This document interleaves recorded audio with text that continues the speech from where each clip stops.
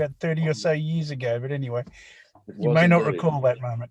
I do. I recall the moment very well. We're still working on gypsum in those fields. Very good. I often wondered what became of you. So Not now I much. know. I wandered away, I'm afraid. Yep. Yeah. Oh, it's good to see you again. Yeah, likewise, Ed. Yeah. Oh, that's good to know. So, I remember you well. In fact, we've just submitted a paper to agronomy on the use of very low rates of gypsum in those fields. no, very good. Certainly very receptive to gypsum, if I recall. Yes, but they don't need very much of it because of the historic applications of superphosphate. Good morning to everybody. Hello. Hello. Now, I had contact with Dr. Mainuddin, who has to present concurrently with this. So I'm the co-chair with Dr. Mainuddin, but he's not going to be available until he's finished giving his talk in another session. No problem. You can start. And then he will join us immediately. Yes. Okay. No problem. So my understanding is that we've got a range of people presenting, and then I'm, I think, the third cab off the rank. Sir, we have some more time. Yes, we've got about 7 minutes before we officially start. Is that correct? Yeah, yes. Okay, all right. Well, in that case, I suggest that we,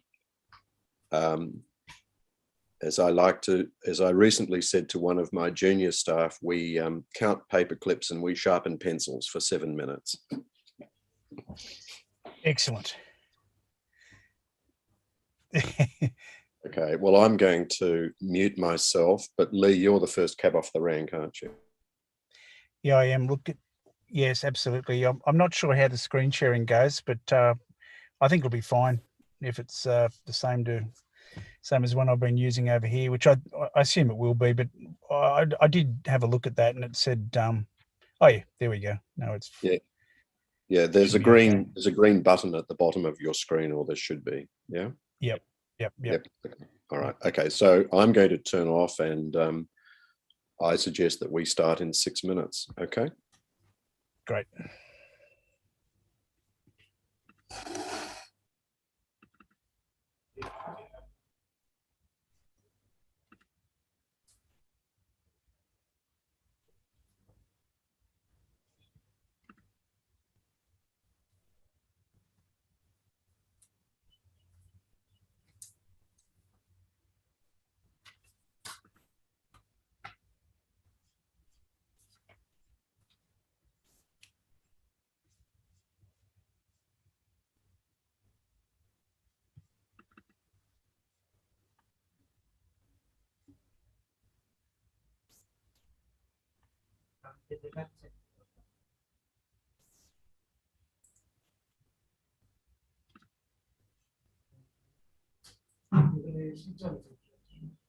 Yeah.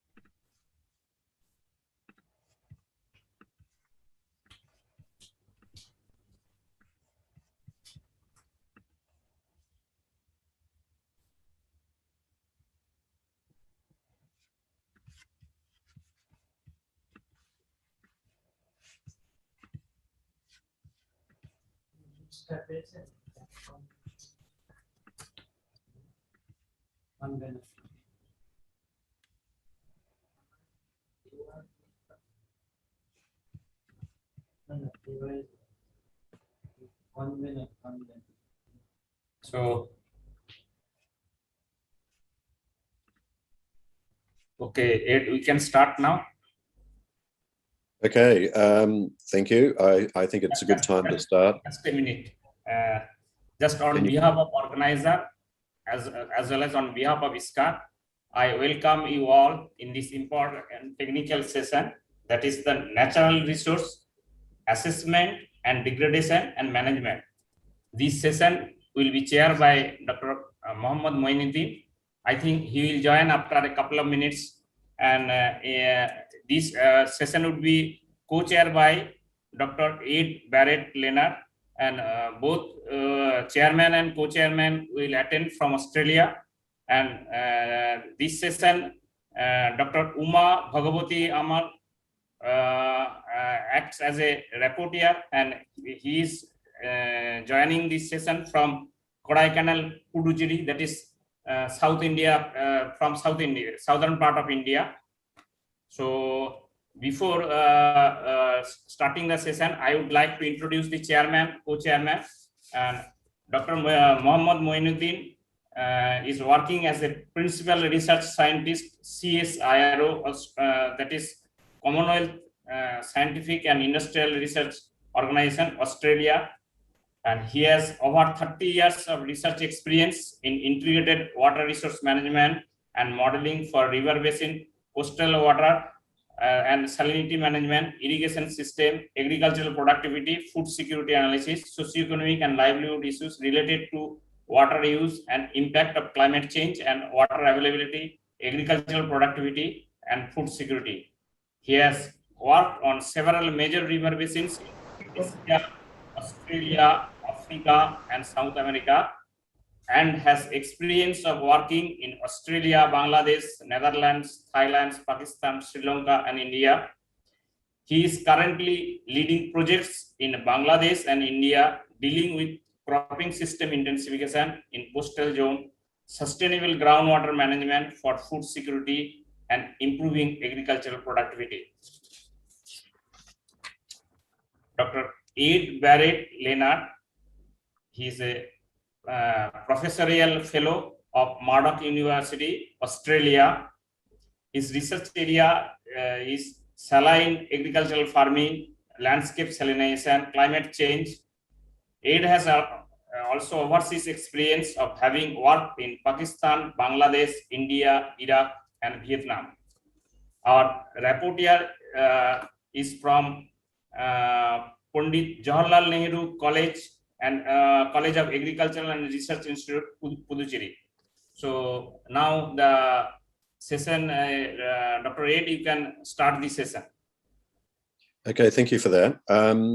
Our first presentation today is by Professor Lee Sullivan. Lee's Deputy Vice-Chancellor, Research and Innovation from the University of Canberra, and he's going to give us a 20-minute presentation on the assessment and management of monosulfidic black ooze accumulations in coastal waterways and wetlands, and it sounds just fascinating.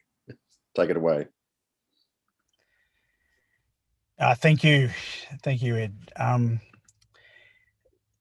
now attempting to share the screen, and hopefully that is visible. Yeah, that's come through nicely, mate. Great, thank you. Yeah, look, certainly first I'd like to do is thank the organisers of this symposium for the invitation to present here today at this particular event. And look, it's a real honour to be invited. Yeah, look, as Professor Barrett Leonard said, look, what I'll be talking about is monosulfidic black ooze today. And really what I'm going to be doing is introducing some of the concerns around the formation and also management of this particular sediment type found in coastal waterways, specifically waterways in saline affected areas. So these are a type of sediment. They form in waterways, particularly in saline or coastal environments, and they can certainly have some problems in terms of water quality in particular in those areas, and effect on flora, fauna and fish, and indeed also crops in those areas. The characteristic, I guess, of monosulfidic black ooze is that they contain amounts of monosulfidic compounds. Now, these are mainly iron monosulfidic compounds, and iron is ubiquitous in coastal, in fact, in most. Can you slide in presentation mode? Yes, okay, sorry. Presentation mode, it is not in presentation mode. Presentation mode, okay. I was trying to find out where that might be. Is that better? Yeah, it's better. Yeah, look, thank you very much for letting me know that. Yep, so mainly iron sulfide compounds, but also they can be H2S, dihydrogen sulfide, or rotten egg gas. Now, as I said earlier, look, the reason we're concerned with these particular sorts of sediments is that they can cause devastation to both inland and coastal waterways and severely impact communities and economies that depend on the water quality of these waterways. So what are some of those impacts? Well, they certainly can be things like fish kills, and this can be due to deoxygenation, severe deoxygenation of water in those waterways. They can be metal contamination, and we're talking about aluminium, iron, we're talking about heavy metals, metalloids like arsenic, etc. So, so these are a problem in coastal areas. One of the interesting things, I guess, is that this is quite a recent phenomenon. Our awareness of MBOs in these sorts of environments and the landscape, and also the potential of these to cause detrimental effects on both the ecology and economy of those areas, has really only been first identified in the last 2 decades. And we're still learning a lot, in particular, about how these particular sediments are managed. Okay, so one of the monosulfide minerals that's of concern here is a mineral called makinawite. It forms when there's very high iron concentrations in the waters, and it's a very, very strong pigment. So we call these black oozes, and indeed it's such an effective pigment that even concentrations less than or as low as 0.1% by weight can cause a really dense black coloration. And even if they're only contained at these sort of small concentrations, they are capable of considerable environmental impact. And there's certainly something that we should be aware of that can form and that can, if mismanaged, cause severe detrimental impact. So what are some of these effects? Well, I've mentioned deoxygenation, and monosulfides have a really high ability to extract almost the last molecule of oxygen out of water. So unlike most sediments, when mixed with water, that can lower the dissolved oxygen content by, say, 50 to 70%, we find monosulfides can lower the oxygen content by nearly 100%. So very effective deoxygenation compounds. They also have this ability to absorb metals, a whole range of metals and metalloids. They're really effective traps of these metals.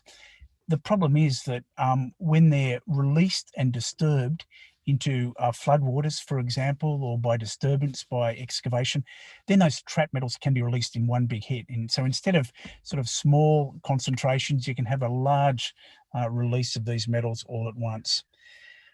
They're really important also in terms of acidification, and I'll show some data of that later, as well as sulfide toxicity, which is really severe toxicity to freshwater environments, and also noxious odors.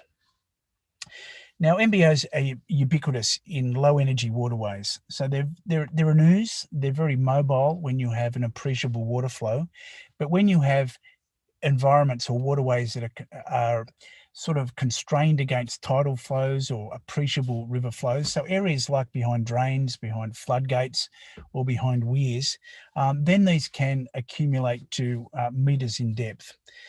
Where you have organic matter, iron and sulfate, and low energy, this is the sort of environment, generally speaking, where monosulfidic black oozes will form. And there's a whole range of environments, including coastal and inland waterways, canals, floodgates, weirs, in lakes, drains, rivers, etc. Now, I've just got some small data here showing some of the effects of MBO on dissolved oxygen. So on that graph on the left-hand side, we can see 2 sediments that are non-MBOs, so they don't contain appreciable contents of monosulfide, here measured by acid volatile sulfur, and 3 that do have appreciable contents of monosulfide, here again measured by AVS, or acid volatile sulfur. And what I want you to note is that they all start off at a dissolved oxygen content of about 8 milligrams per litre, which is quite typical of well-oxygenated river water. But within 5 minutes, the sediments of MBO, and this is a concentration of 1 part sediment to 100 parts of water, that 1% of sediment has been able to drag out almost the last molecules of oxygen to severely deoxygenate water, which is by definition anything less than about 2 milligrams per litre of dissolved oxygen. So deoxygenation is certainly a problem when small amounts of these MBOs are mixed with water. pH is another problem.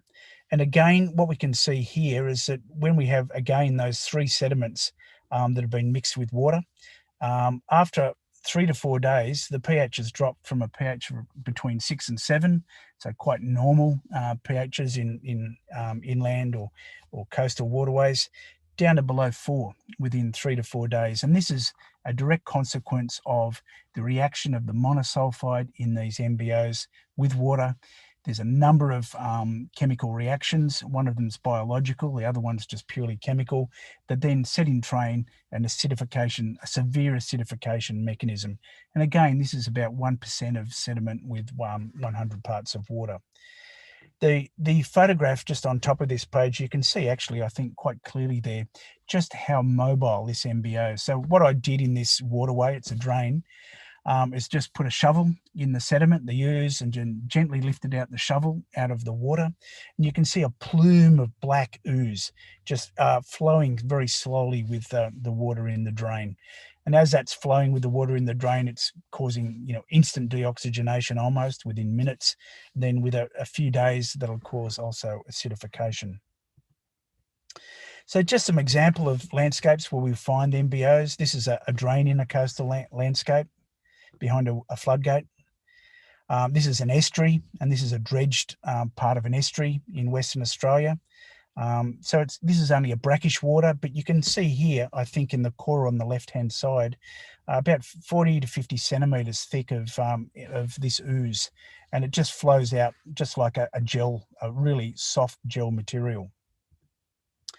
In inland waterways and drains, again, right on the bottom, particularly where affected by salinity, you'll find, or can find if you look, very thick accumulations of this ooze material.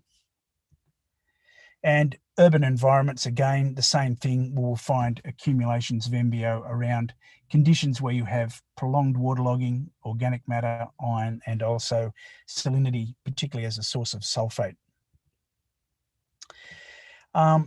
Now, what I'm going to introduce just in the last part of the presentation is just some of the management approaches that we've developed in Australia for trying to manage the effects, the deleterious effects, the adverse effects of MBOs in our waterways and wetlands. And look, I'll refer you to a document here. This has been put out just a few years ago.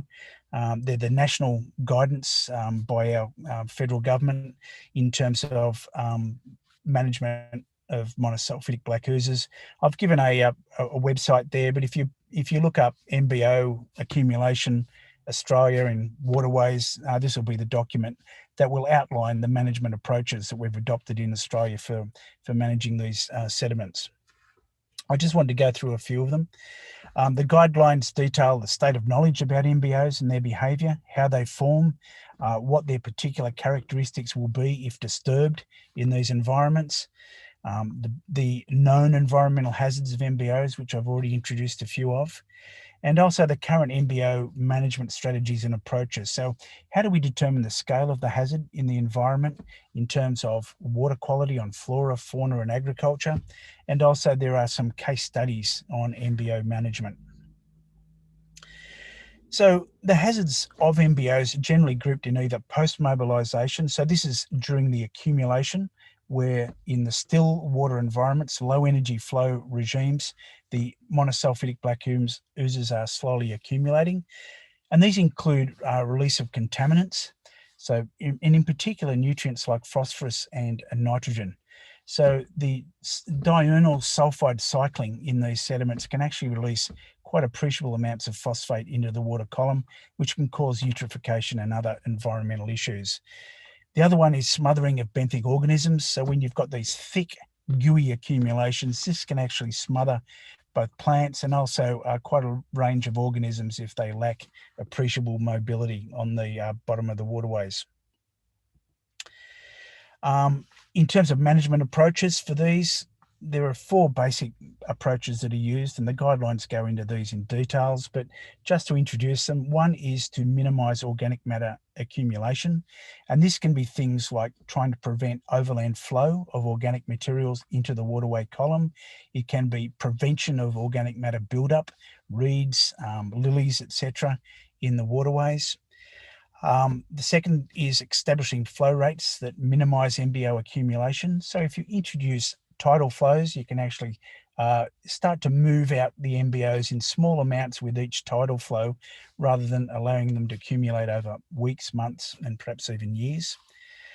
Waterway infilling, which then raises the base of the waterway above the water table, allowing it to dry out and preventing where it's feasible to do so. Basically making drains only function when there's a flood event. And reintroduction of wetland wetting and drying cycling rather than permanent inundation is another practice that has been used. The other aspects of assessing the hazard posed by MBO accumulations are: one is to determine the properties of the MBOs, in particular assessing what is the severity, what's the degree of accumulation of monosulfides. Is it 0.1% or is it 10%? And that's the sort of variation you can get in these sediments of monosulfide, the active deleterious ingredient. And then also, what are the properties of the waters that receive any disturbed MBOs? So the volume, is it a small volume, in which case it's going to be more severely impacted, or a large volume that can absorb those deleterious impacts? Is it a constant replenishment of the water in the water bodies by, say, tidal flows? And what is the resilience of the waters in the water bodies? Do they have an appreciable buffering capacity, for example? Do they have clay materials that can take up toxic elements, etc.? These are the factors that the guidelines go into in detail. I just want to finish up now with some options for removal and disposal of MBOs. So some of the management techniques that we're using in Australia for these sediments. On the left-hand side there, we have a reed bucket, which is a common tool that's used in waterways, particularly for removing organic matter from the waterway. The bars in the bucket there allow sediment to go back into the waterway while extracting organic matter with maximum effect. And then we also have some dredge operations that can remove MBOs from coastal environments, take them away from the water body and actually place them on land. And so here we have a dredge pond, a dredge spoil containment pond. You can see here all the sediment from that navigation channel, which was filled with MBOs, has been poured onto the land. And what we basically do is just allow for oxidation to turn that MBO, the black sludge, into a more benign sediment material with applications of lime, etc. And look, I'm aware there that I've probably used up my time, my 18 minutes, and look, I will leave it there, but very happy to take any question.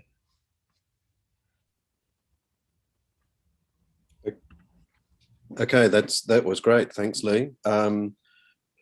We've got 2 minutes. Are there any questions from people out there in Webland? I have a question. Yes, please. My question is related to known hotspots in Australia or other places, especially in the Asian subcontinent. Yeah, look, absolutely. And look, as I've I mentioned right up early, look, it's only been 2 decades since we've really identified this problem in Australia.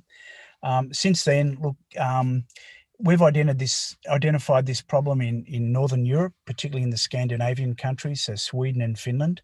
In fact, a lot of the sort of the uplifted lands of around the Bothnian coast of western Finland are actually contained of monosulfides. So they're monosulfide sediments that have actually consolidated, and so they're actually farming and starting to drain these former monosulfidic black oozes. If we look at the east coast of the USA, around Maryland, Virginia, all the way down to Florida, MBOs are just a really ubiquitous sediment in those areas. In Vietnam, Hong Kong, almost anywhere you go that have low flows, organic matter accumulations, sulfate, and look, we only need something like about 20 milligrams of sulfate per litre as a concentration to really start to kick this. In fact, 10 milligrams per litre will start it, but you really need a little bit more. So anything over about 20 milligrams per litre, organic matter, iron's ubiquitous, you will find monosulfidic black sediments, and you'll find oozes where the main substrate is organic matter for the formation. So the real thing you can do in the field to identify that, carry a little bit of 2 molar HCl, hydrochloric acid, put it on the sediment, stand well back, and just waft it towards the nose. If you smell rotten egg gas, that is monosulfide. I think that's a terrific point on which to finish. Thanks, Lee. That was great. Thank you. Okay, our next presenter. Now you'll have to forgive me for this because I'm not I don't speak Spanish, but I'm going to say that it's Dr. Jorge Luis Pena Arancibia. He's a senior research scientist, CSIRO Land and Water in Canberra, and he is going to give a presentation on cutting edge remote sensing to underpin water resources assessments. Take it away. Now, you might be muted.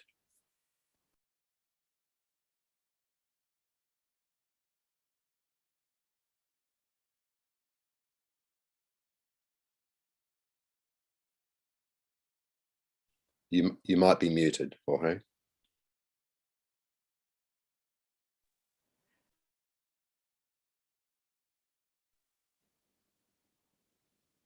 All right. Yeah, sorry, I had a little bit of technical trouble with that. And thanks very much, Dr. Barrett. You did a terrific job pronouncing my name. It's not an easy name for any native English speaker. I would like to thank the society, in particular the president of ISCA, Dr. Himad Risen, and the organizing committee for providing me the platform to present my research in this event. I just like to add that I work for CSIRO. CSIRO is the Australian National Agency, and our research and development is very broad and covers from space sciences to synthetic biology. I belong to the Land and Water Business Unit, which conducts research into the management of terrestrial and freshwater environments.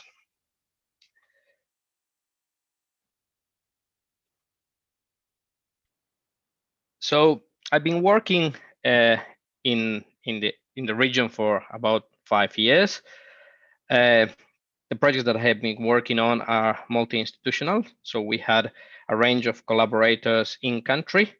In particular, my collaboration in Bangladesh is with the Bari Institute, the Bangladesh Agricultural Research Institute. And I have visited Bangladesh a number of times and worked very closely with scientists from that institution, which is located just north of Dhaka. The projects that I worked in were multidisciplinary and focused on the water resources and food security nexus mainly, and involved from site experiments of different agrosystems as well as regional hydrological analysis. I would say that the overall aim of this project is consisted in to improve food security and economic well-being of farmers while providing good land and water stewardship. So in the remote sensing domain, which is the area that I specialize, our work mostly consisted in using Earth observation data to underpin water resources management. So we did this by obtaining estimates of land surface evapotranspiration and crop types, which were later used in regional and water balance analysis, and also to assess irrigation performance assessments and economic analysis. We tried to do this at policy relevant scales, which in our case, it meant that we tried to do our work at the farm or district scale. So why do we use remote sensing, or better, why remote sensing for irrigation? Irrigation is one of the largest consumers of our freshwater resources at 70%. Because we need extra food, therefore we need extra water, and irrigation has expanded over the years. In some places, irrigation has resorted to groundwater mining, and there are several examples across the world that showcase this occurrence. In India, in California, and in Peru, and so on. Another important aspect is that currently we don't understand how much water is used in irrigation very well. So our models to forecast future water use in irrigation are not well constrained.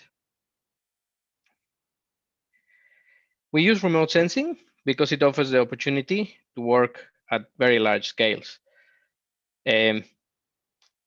Also, the data that we use is continuous in time and space, so it allows us to monitor changing irrigation practices in highly managed systems. In addition, the data is constantly improving by capturing more and more aspects of the land surface and atmosphere at increasingly better spatial resolution and temporal frequencies. So from the optical perspective, which is the domain of remote sensing that I work in, we can tell at very good resolutions in time and space how green, how dense is the vegetation, how hot. And we use this in our research. I would limit my presentation to discuss about optical remote sensing. So what we use is the color. The color of things, not only in the visible domain, but also in the infrared domain.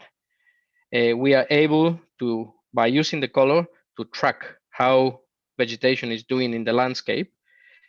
The example that I have in that slide is a paddock, a rice paddy in northwest Bangladesh, and you can see how green it goes in time, starting from October, when that's another rice type, and in December when Boro rice, the dry season rice, gets transplanted, and how it starts getting green and how much moisture it has. So the method that we use is a very basic optical remote sensing implementation in a model that can capture actual evapotranspiration. It's called the CSIRO MODIS rescaled evapotranspiration. It's MODIS because it was initially calibrated using MODIS data. Many of you will be familiar with MODIS. It's coarse, it has 500 meters resolution. The advantages has that only vegetation indices are needed for the estimation of a crop factor, as opposed to other models that require ancillary data. We also need meteorological data for which to scale this crop factor, which is also available from global models or from local analysis. Now, with new sensors, we are working also with Landsat, with Sentinel. We can produce medium 500 meters to high 20-meter resolution daily to 8 daily to monthly evapotranspiration estimates.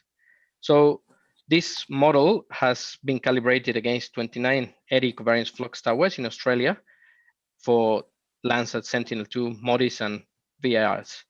And it was evaluated using the water balance at 638 catchments in Australia, which gave quite a good accuracy of 10 to 30%. So here is a summary of the calibration of Somerset. It was calibrated, as mentioned before, against data. So it's a calibrated model. To some extent, it captures some of the physical processes, but I would just say that it's a data-driven model.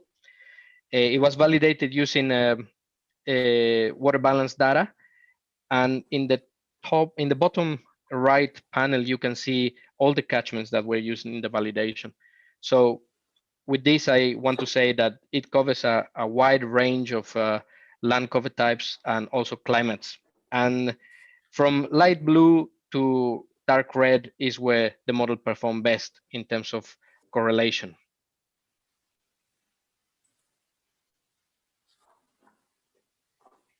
This is a small video in which I want to showcase the implementation of Somerset at the continental scale in Google Earth Engine, something that many of you will be familiar with. So we have the different satellite sensors, for example, Landsat, MODIS, VIS, and if we do a close-up, we'll get to an irrigation district in Southeast Australia.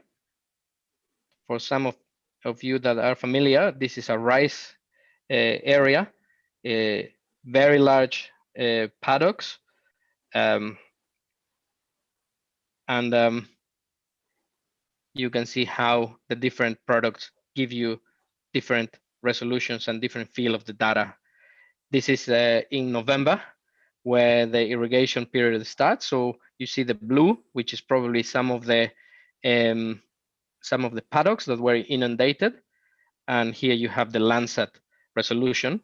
You can also see the gaps produced by Landsat, which we can improve by blending the high resolution Landsat data with the low resolution MODIS data. I will explain blending a little more in subsequent slides. We have compared Somerset, the model, against other commonly remote sensing models that are used solely in irrigated areas in Australia. The time series plot shows 4 panels, each corresponding to an irrigated area in Southeast Australia. So the blue line is our model, which is Somerset, and the red lines are models that were specifically calibrated for cropping. So as you can see, Somerset captures temporal patterns as well as magnitudes quite well. We have used Somerset in an international assessment in the Indus Basin. We assess the spatial and temporal irrigation, seasonal variability, and equity in the whole Indus, which covers around 160,000 square kilometers. In this case, we used MODIS at 500-meter resolution and generated 10 daily estimates of actual evapotranspiration. We evaluated our model against 2 other locally calibrated remote sensing models, and results showed that Somerset had again an accuracy of 10 to 30%, which is suitable for this kind of implementations. And using the probability distribution of individual pixels of actual evapotranspiration within a canal command, we were able to typify irrigation seasonal variability and equity for 56 canal commands. Equity is the main management benchmark in the Indus, and our research showed that, for example, in the top panel, by examining the probability distribution of individual pixels, you can see that a canal command located close to the water sources and with access to groundwater was more equitable than a canal command located at the end of the system, like here in the bottom right, that had little or no access to groundwater. In Bangladesh, we were able to link areas where groundwater extraction and their current irrigation practices are unsustainable. The plot to your left shows the trends in spatial evapotranspiration, and the one in the right shows the changes in groundwater levels. The interesting thing is that in the red area in both plots, there has been a substantial increase in irrigated dry season borrow rice. And unfortunately, there are other compounding reasons, like reductions in rainfall and losses in landscape infiltration because of new infrastructure. So one cannot make the automatic assumption that rice irrigation is the only reason for groundwater declines, although the relation is quite evident in some areas. In order to be able to develop this data, we needed to fix it. So to develop a gap-free time series evapotranspiration like the data that was shown in previous slides, we needed to increase the availability of data. This was particularly a problem in Bangladesh that has characteristics of monsoonal climate with lots of cloud cover from June to September. So we implemented and tested some published algorithms like the 3D gap filling method, which uses geostatistics both in time and space to infill missing data. And the results were good. This slide has an example of the results on how data availability can increase in Bangladesh when using the methods mentioned before. The top panel shows that data availability before gap filling, where the darker blue tones reflect less data compared with data availability after gap filling in the lower two panels. Another powerful method is the blending of low spatial resolution and high temporal frequency MODIS data with high spatial resolution and low temporal frequency Landsat data. Blending means we are using MODIS Landsat pairs and a MODIS image when there is no Landsat image acquired to develop a synthetic Landsat-like image. The four panels show an example of the SFSDAF algorithm in an irrigated field in Southeast Australia. What you see is all information that is needed to implement the blending. So here we have the coarse MODIS image at the same date as a Landsat image, and the future image, 12 February 2002, and the blending with Landsat. The comparison of both, on the left, the blended image with the actual Landsat image is striking in that it captures very fine details, even though this was coming all from a coarse image. As you can see, these bare areas or the plots that were actually with some crops on the field. Also, the large amount of data can be used in a machine learning framework to perform efficient land use mapping at 30-meter resolution. So we used traditional approaches to do this, but we relied on local expertise to strip the data and get the most salient features to be able to discriminate land cover types. In particular, we did this for dry season rice and for wet season rice. And the latter was particularly challenging because of prevailing cloud covers during the monsoon area. So we automated the systems using a random forest approach, where the vast infill knowledge of agronomists and remote sensing scientists was put into an automatic random forest mapping approach together with all this data. And we were able to produce wet season rice and dry season rice maps from 1999 to 2016. This is almost 30 years of data at 30-meter resolution. We also mapped other land cover types like permanent or temporal water. As part of the capacity building component of the upcoming projects, we are planning to use the CSIRO Earth Analytics Science and Innovation Platform, EASY, which is a platform similar to Google Earth Engine, but I would say that gives you the power to do whatever you want. It's as if you would have full control over Google Earth Engine. It houses what is an Open Data Cube. I will show you what is an Open Data Cube later on in this presentation. And it provides the data pipelines and software for automatic cleaning of the data so you can get analysis ready data, and has numerous algorithms provided just like in Google Earth Engine, and uses a friendly interface. So it's Jupyter Notebooks and Python, and it operates within Amazon Web Services. So you don't need to have costly computational infrastructure in your office to be able to run this. You can just use cloud services and pay for it as you need.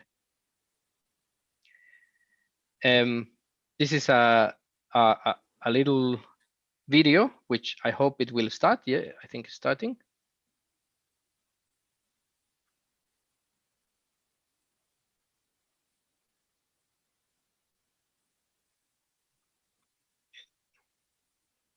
You have to press play button maybe. Yeah, I'm trying, but Maybe it's not showing. Let me see. Maybe I'll try to do it here. Yeah. Yes.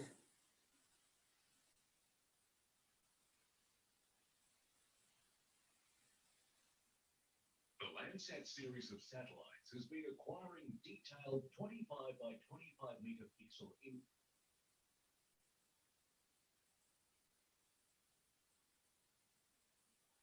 Oops. images of the Earth's surface since the 1970s. To manage the large volumes of Landsat imagery covering the Australian continent, Geoscience Australia, in collaboration with the CSIRO and Australian National University, have developed the Australian Geoscience Data Cube, a geospatial cataloguing system run on the National Computational Infrastructure Supercomputing Facility. The Australian Geoscience Data Cube keeps every pixel of data or every observation as calibrated measurements with the cloudy areas removed. This system takes all the Landsat seen since 1987 over Australia and divides them up into tiles, making the imagery easier to access and analyze. This means that all of the Landsat data stored in the cube can be used, interrogated and manipulated at any time by accessing the cube anywhere over the continent. Running this system on a supercomputing facility makes it possible to generate detailed environmental information at continental scales. One example is the systematic detection of surface water.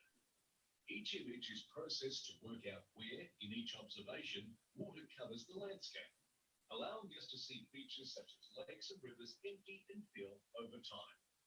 The water data is then aggregated into a single map showing the frequency of inundation as shown in the water observations from SpaceMap. This product shows how often water was observed by the Landsat satellites over the entire length of the archive for the entire country. So that is what is a data cube, and I'll finalize with also a small video of how the Easy Hub looks like.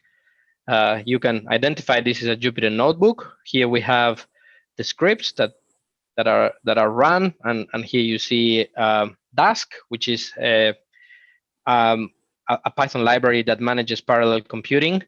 And here there are it shows other statistics of the processing that is performed. So what I want to say with this is that this is a very scalable platform. You can do your test in small areas and you can scale to the whole of Bangladesh or the whole of India. And with that, I finish. Thank you.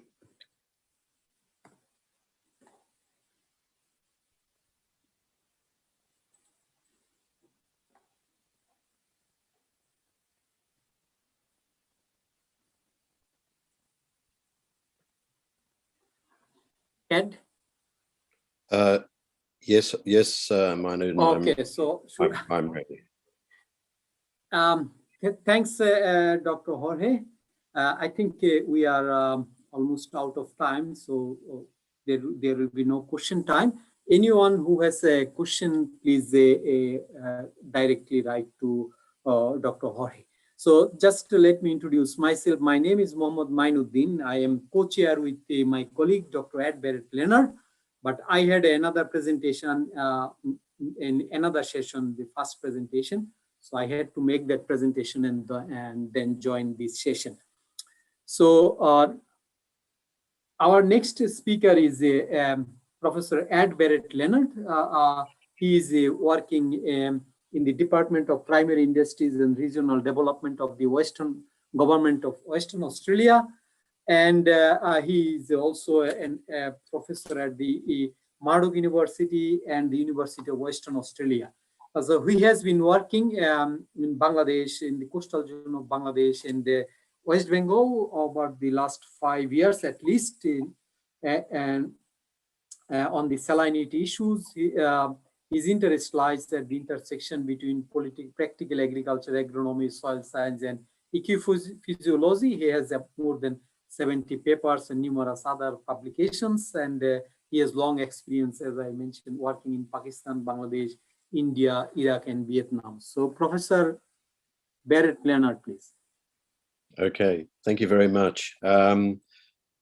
It's a huge honor to be able to give this presentation. I'm sorry in a way that we can't all be gathering in India at this time to give the presentations, but I look forward to opportunities to be able to do that in the future. My title, I know, is a bit provocative, and I sort of deliberately chose it to be provocative, so I'll start with some apologies. Oh no, I don't need to worry about this slide. I've been introduced. Suffice it to say that I've been doing quite a lot of work in developing countries, Bangladesh and India, and also more recently Vietnam and Pakistan. And I'm really interested in that intersection between all of those things in the blue circle. Let's start with the sincere apology. After that, I'd like to move to a bowl of soil. And after that, I thought I'd go to a sort of a second apology, a bit faint-hearted perhaps. I'd then like to talk about calculating solute potentials. And finally, I want to talk about relating solute potentials to yield. I'm sorry, there's a typo there.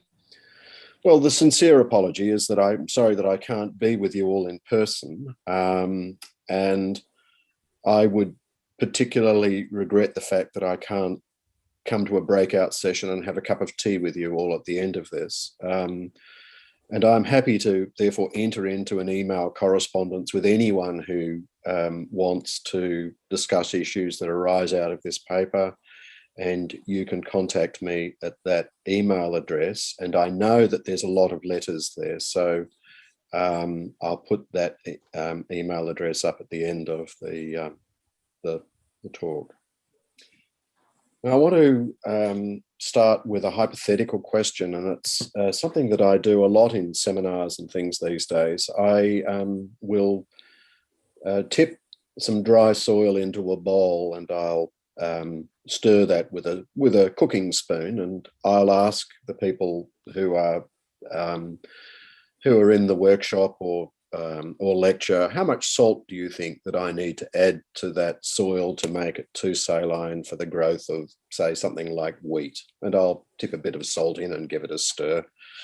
And, you know, people say, oh, well, I'll put in a bit more. And so I do that. And I put in a bit more and I say, do you think that's enough? And this can go on for a while. Eventually I'll say to the people, look, here's the thing. I could put all the salt that I've got in this container here into this bowl of soil and stir it, and it still wouldn't be too saline for the growth of wheat. What am I doing wrong? And eventually someone in the audience will say, there's no water.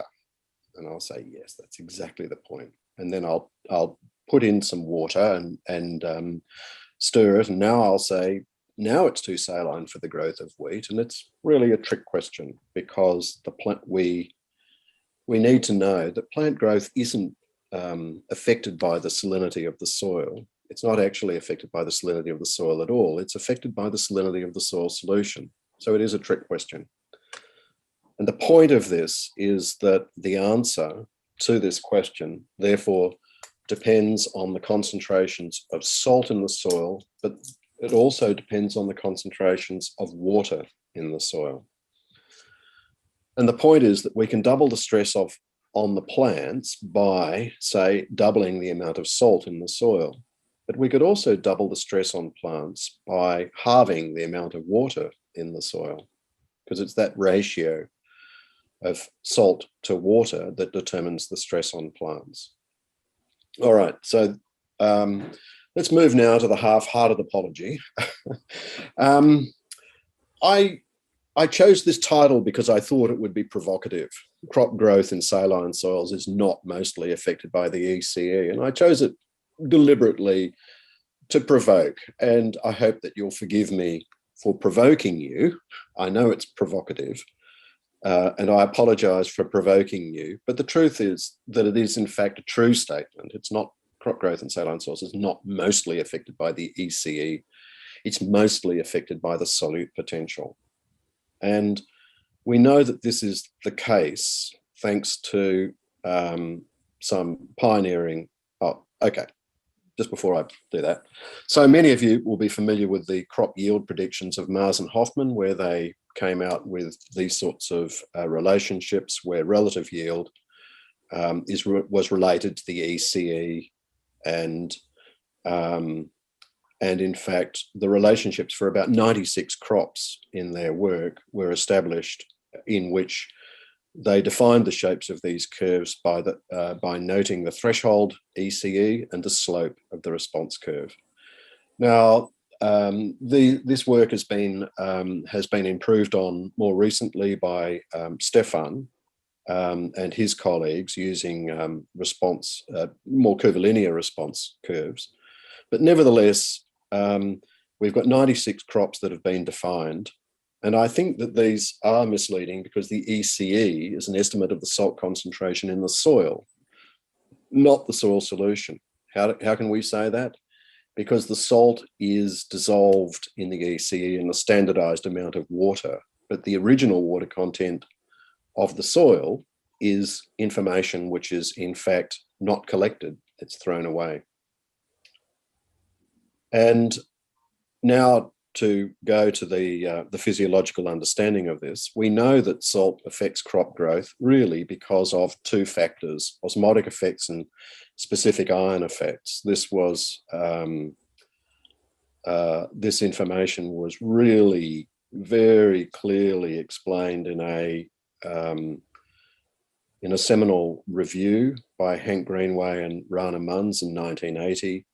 And subsequently, Rana Munz, in a sequence of reviews, including the review that I've cited here, really stressed the fact that the osmotic effects occur immediately and the specific ion effects are delayed. So the osmotic effects on crops are always there, and we should be trying to measure those. By the osmotic effect, she really means the effect of the solute potential of the soil solution. So when our work in Bangladesh started, we started to think about methods of calculating solute potentials, and we conducted a meta-analysis of relationships between the ECE and ions in coastal soils of the Bay of Bengal, and we were really enormously pleased to get hold of this wonderful piece of grey literature here, which was grey to us. We weren't aware of it until it was brought to our attention, published as a bulletin in CSSRI. What I've graphed here are the relationships between the ion concentrations in milliequivalents per litre and the ECE in a whole heap of soils that were collected around the coast of on the Indian side. And what you can see from the slopes of these lines is that, in fact, the ECE in this collection of soils can be described as being about 2/3 sodium chloride and 1/3 magnesium sulfate. And that really set us on the way to being able to come up with a simple little formula that defined the solute potential of these soils, knowing only the ECE.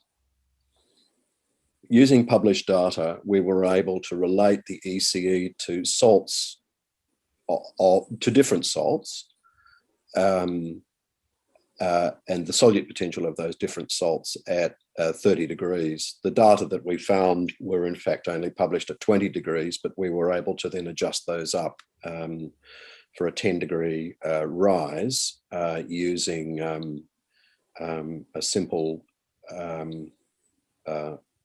fudge factor. So these are the relationships that we finally came up with for a range of salts and the relationship between the EC of those salts and their solute potential. To then get a formula that enables you to then relate ECE to the salinity of the soil solution, you have to know what the dilution factor is between the EC measurement that you have and the soil water. So if we were to take account of the dilution factor of a 1 to 5 extract. Sorry, sir, can you just put your Dr. O'Neill, could you please mute? Can you just please mute? Thank you. All right. So we're able to take account of the dilution factor of a 1 to 5 extract, and then that gave us this formula where the solute potential in megapascals is that factor of minus 18.7 times the EC 1 to 5 and divided by W, where W is the water content of the soil and the EC 1 to 5 has units of decisiemens per meter. And using that, we were then able to establish relationships between the matrix content, the matrix potential, the solute potential, and the soil water content. So you end up with families of curves like this for the matrix potential and families of curves like this for the solute potential. And if we are able to, say, choose one of those soil textures with one of these solute potentials, we can start to see how you build a relationship between soil water content on this axis, soil water potential on this axis, and plant growth with not very negative water potentials. The plant grows well. Down here, the plant will grow badly, and here the plant will die. So that's permanent wilting point. And so here is the relationship between matrix potential and sandy clay.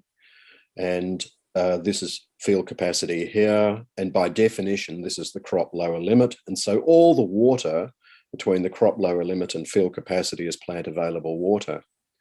Now, here is the line for the relationship between solute potential and soil water content. And you can see, and this is for an EC 1 to 5 of about 0.7 decisiemens per meter. So that's just the solute potential line, and the total water potential is the sum of those two lines, which is this, the green line. And you can see that the crop lower limit has in fact decreased slightly, but more profoundly, what you can see is that even at its most abundant, the water now is at the sort of potentials where a crop would grow quite badly. The plant available water has changed, but what you can see is that the salinity has decreased the plant available water, but more profoundly, that salinity has decreased the accessibility of the plant available water to plants. And also, really interestingly, solute potential has a much more dramatic effect on the water potential of the soil than matrix potential. So if we can measure solute potential, we're in fact way in front. And what I'd like to do is to now give you hello, I've just done something strange. Oh, here we go. I'm going to give you a case study where we can relate grain yield to solute potential. This comes out of the work of one of our PhD students, and the experiment that I want to talk to you about is a mulching experiment. Landscapes can produce an abundance of straw. This is an example where mulches have been used from that straw to produce potatoes in southern Bangladesh. And that rice straw is at about 10 tonnes per hectare, and we've got nice clean tubers. But I want to show you the results of the work of our PhD student, Dr. Priya Lal, who was using straw mulches on sunflowers in southern Bangladesh, bare soil there, mulch here at 5 tonnes per hectare. And in this case study, we were able to show that the mulch gives, in fact, a higher soil water content. You can see in this top graph.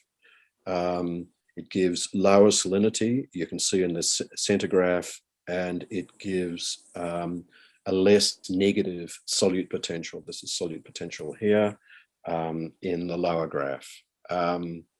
The mulch treatment gave us a very nice increase in grain yield, which you can see there. But the cause of the yield decrease at 99 days after sowing was really interesting.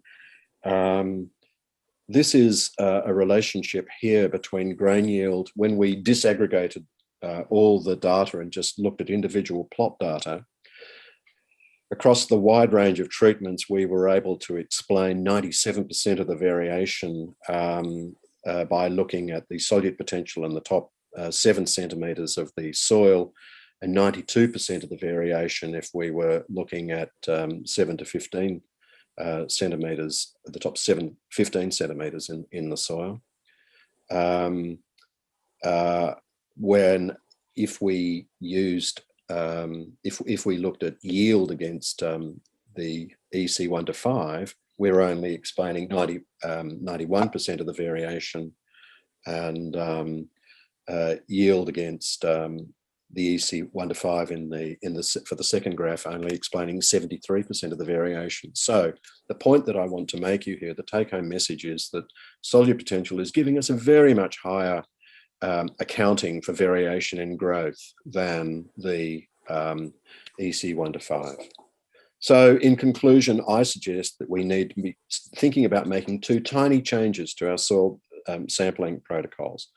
At present, we do something like this. We sample the soil, we dry and grind the soil, we measure the EC 1 to 5, and we relate plant growth to the EC 1 to 5 or the ECE. Our change would be that we sample the soil, we weigh the soil wet, we dry it, then we weigh the dry soil and grind it. We calculate the soil water and we measure the EC 1 to 5. And with that information, we can relate plant growth to solute potential and the EC 1 to 5. These are trivial changes, but they give us a much better ability to account for variation in plant growth in the field.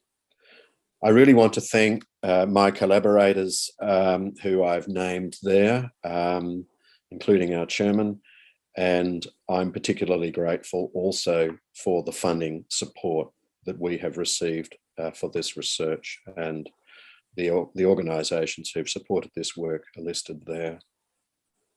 Many thanks. Thank you, Professor Barrett Leonard.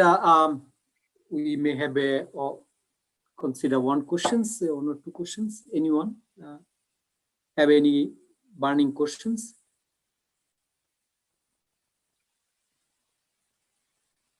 No? Yes, sir. Yes. Dr. Sir, Anil, yes. Good morning, myself, Dr. Anil. Then what will be the critical limit if you go for soil, what you said that the soil solution EC, critical limits will remain the same or it will change for salinity, for classifying saline soil? I would, the critical values associated with crop decreases in growth will depend not only on the EC, but also the water content.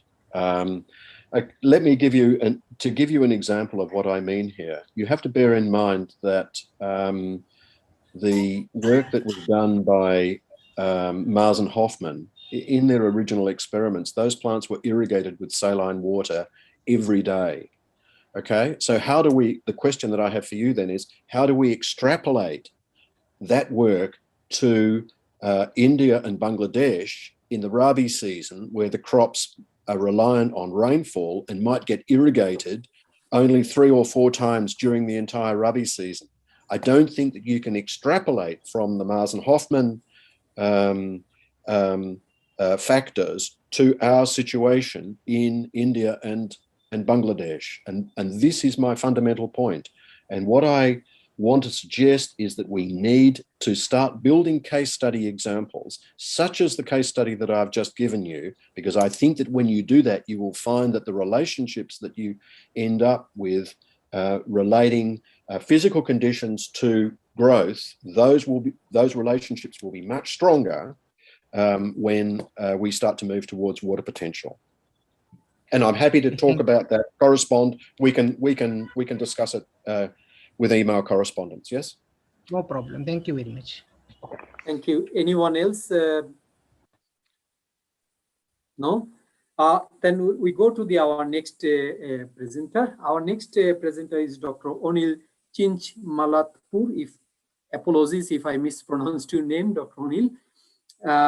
And he will be speaking on saline soils of coastal ecosystems, spatial and temporal variation of soil properties, classification, fertility status, and management for sustained production. Dr. Onil is Principal Scientist, Head of ICAR Soil Salinity Research Institution, Regional Station at Bharuch.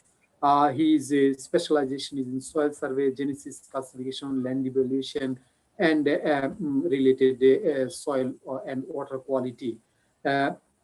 He worked in many funded projects in India, and he published about 63 research papers in journals and national and international repute. And he is the recipient of the prestigious ISSR Dr. J.S.P. Yadav Memorial Award for Excellence in Soil Science in 2013. He is also the recipient of the Groundwater Augmentation Award for the year 2009 to 2010. So with this, I would like to invite Dr. Onil for the presentation. Thank you, sir, for a brief introduction. Respected chairman of the session, co-chairman, rapporteur, distinguished speaker, and delegates. Let me open my presentation, sir. Yes, please share. Sir, is it visible? It is, yes. Please go to the presentation mode now. Yeah. Sir, this is my presentation. At the outset, I am thankful to the ISCA and particularly Sir Dr. Sen sir for giving me the opportunity to say something about the topic which was given to me. This is the topic is saline soil of coastal ecosystem. Sorry, sir. Spatial and temporal distribution, that is variation in soil property, classification, fertility states, and overall view I am presenting. The outline of my presentation is I will be talking about the coastal ecosystem, extent and distribution of coastal saline soils, characterization of coastal saline soils and its spatial and temporal variation, classification of coastal saline soil, fertility status of coastal saline soil, and management option and conclusion.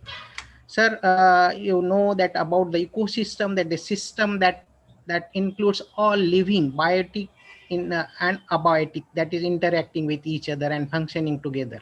An ecosystem is generally made up of plant, animal, microorganisms, soil and water, because I have just highlighted this soil and water because I will be dealing with soil and water particularly in my presentation, and the local atmosphere interacting with each other. Sir, if you see, the marine ecosystem is the largest ecosystem among the Earth's aquatic ecosystem, and you see the about 71% of our surface is covered by water, and ocean occupy 97% of the water on the Earth. Marine ecosystem has a wide habitat and rich diversity.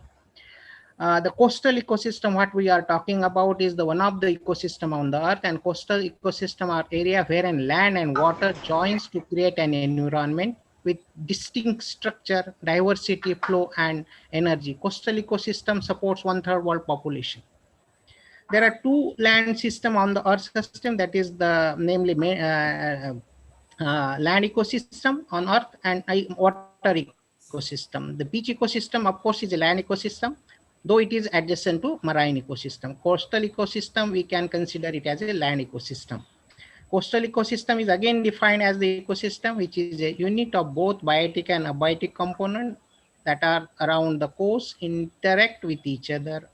Among the soil and water, just I said, important in relation to agriculture point of view. Why we have to study this coastal agriculture, coastal saline soil, coastal ecosystem, because coastal has a significant role in agriculture or food production, since agriculture productivity in this ecosystem is generally lower than the country's average, although overall about 50 to 70% of global population lives within 100 kilometer of the coastal line, covering about only about 4% of Earth land. And if you see the range that is within 200 kilometer of coastal area shares 15% of Earth. That's why it is very important this coastal ecosystem, and that agriculture in the ecosystem is constrained by the number of technology, anthropological and climatic factor limiting the productivity.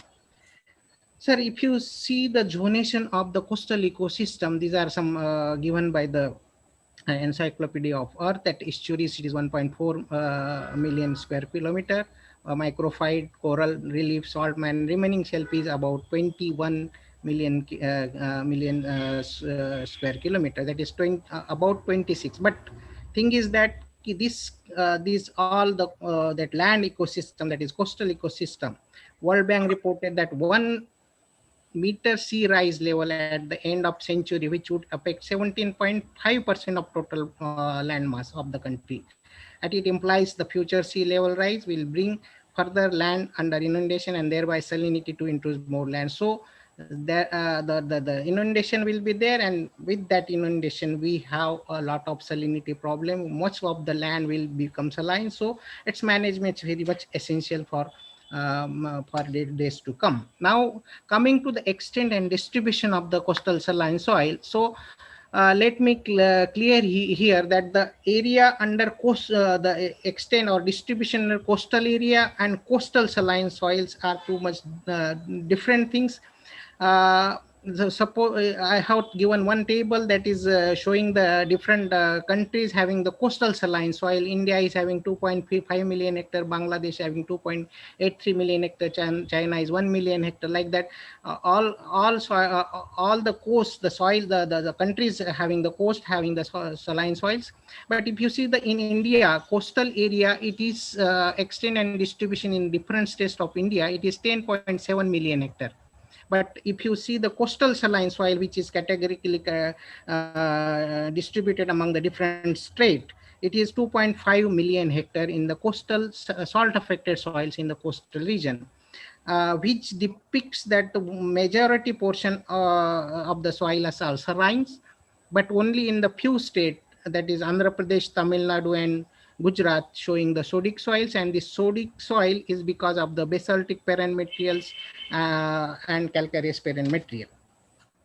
Now, sources of, everybody knows the sources of the salt in the ecosystem is the use of saline water for irrigation, that is accumulation of the salt because of use of saline water, and most important thing, that is invasion of sea water in groundwater, even tides and all these things. These are the genesis, and the main reason for sea water intrusion in Asia are dissolution, igneous activity, hypothermal mineral water, combination of evaporation and dissolution.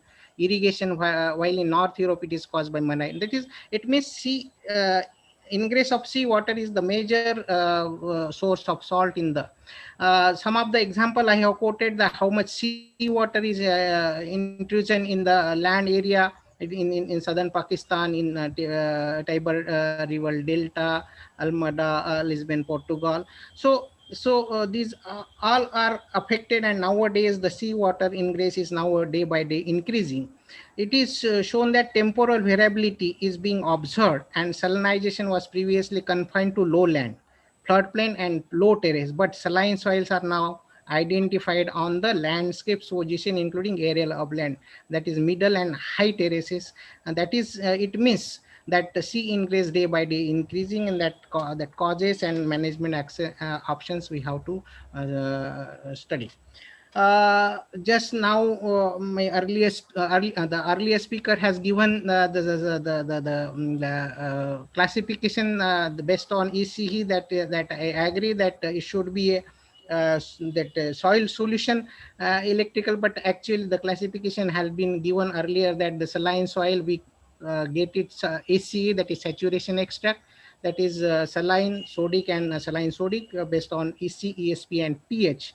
But most of the laboratories they do pH in 1:1 ratio. But what we are in India, we are following that ECE, electrical conductivity of saturation extract, and we do the analysis, and we do the relationship. If we have a large number of samples, because extraction of do the saturation extract is a cumbersome job, so we do make some relationship based on different constant water and soil ratio, and we calculate the factor and multiply in large number of sample cases. So coastal saline soils, I have particularly classification point of view, I have taken the example that mangrove saline soils has been classified by clay salic flavisols having 1,05,000 hectare area, which is distributed in bigger area, that in strong saline soils, which is classified as haplosalic flavisols. Then medium and weak saline soil, that molysalic flavisols, which is having the biggest concentration is Kulong River Delta. Coastal zone of Vietnam are especially vulnerable to the challenging impact of the climate change, including rise of sea levels, intensification of storm surge and flood and drought. In inauguration session also we have heard that this impact will be more, and sea level rise, more area under inundation, increase in temperature and increase in salinity. This table I have given the coastal soil classes, that is classification, and this is from FAO 2001 global distribution of saline character of coastal soils. The area estimate has been given, and soil groups they have given. I will go through quickly. That is histosol, anthrosol, fluosol. This is I have put just to know which soil groups are occurring in the coastal region. Sequisco, planisol, solonates, calcisol, arenosol, regulosol. These are some classification that is in coastal areas it is occurring. Coming to the factor affecting productivity of coastal soils. What are different factors? Particular main factor is salt. The coastal soils in the number of situations are constrained by various technological factors, limiting agriculture productivity and therefore merit attention. Saline factors, that is excess accumulation of soluble salt and alkalinity. Of course, alkalinity will be in a minimum area, then major area is affected by the soluble salts. Predominance of acid sulfate soils. Of course, toxicity and deficiency of nutrients. Some nutrients will be having deficiency in the coastal saline soils, and some cations, some anions will be having the toxicity to the plant. Intrusion of seawater into coastal aquifer, high depth to underground water table rich in salt, periodic inundation of surface soil by tidal water, and climate disaster and their influence on soil properties. Heavy texture soils, this management and the salinization of heavy texture soil and its management will be very difficult because of its own intrinsic properties, that is poor physical condition, low hydraulic conductivity. Then eutrophication, hypoxia, and nutrient imbalance also one of the factor. Erosion and sedimentation is major nowadays coming because of the high flow of water and the soil erosion happening in the different coast and high population density. Now, this is like one important aspect, that soil quality assessment of coastal ecosystem, and for which we need minimum database. We have a large number of sample, we have large number of properties, but we have to estimate, we have to make minimum data set to compare the product system, assess the soil degradation, and evaluate soil management practices, so that we can do with minimum data set for larger area. The two studies I have quoted here, that is done by Vasu et al. 2020, that coastal soil quality minimum data set for morphological properties they have worked out, and another data set, that is Mahajan et al. 2020 for the Goa soil, that is in India, Goa. They have calculated different properties, and they have given minimum data set with soil pH, EC, sodium, copper, manganese, bulk density was they have given that this minimum data set is required to assess the quality of soil ecosystem. Coming to the spatial and temporal variability, that spatial variability of soil is major attributes of the saline soils, and degree of spatial variation is strongly influenced by seasonal changes. Between wet season with concentrated precipitation and dry season and infrequent rainfall, great differences are observed in the soil content and distribution of saline profiles. Therefore, monitoring and analyzing spatial temporal distribution and variability of soil salinization subsequently reveal the laws govern the spatial temporal variation of great importance.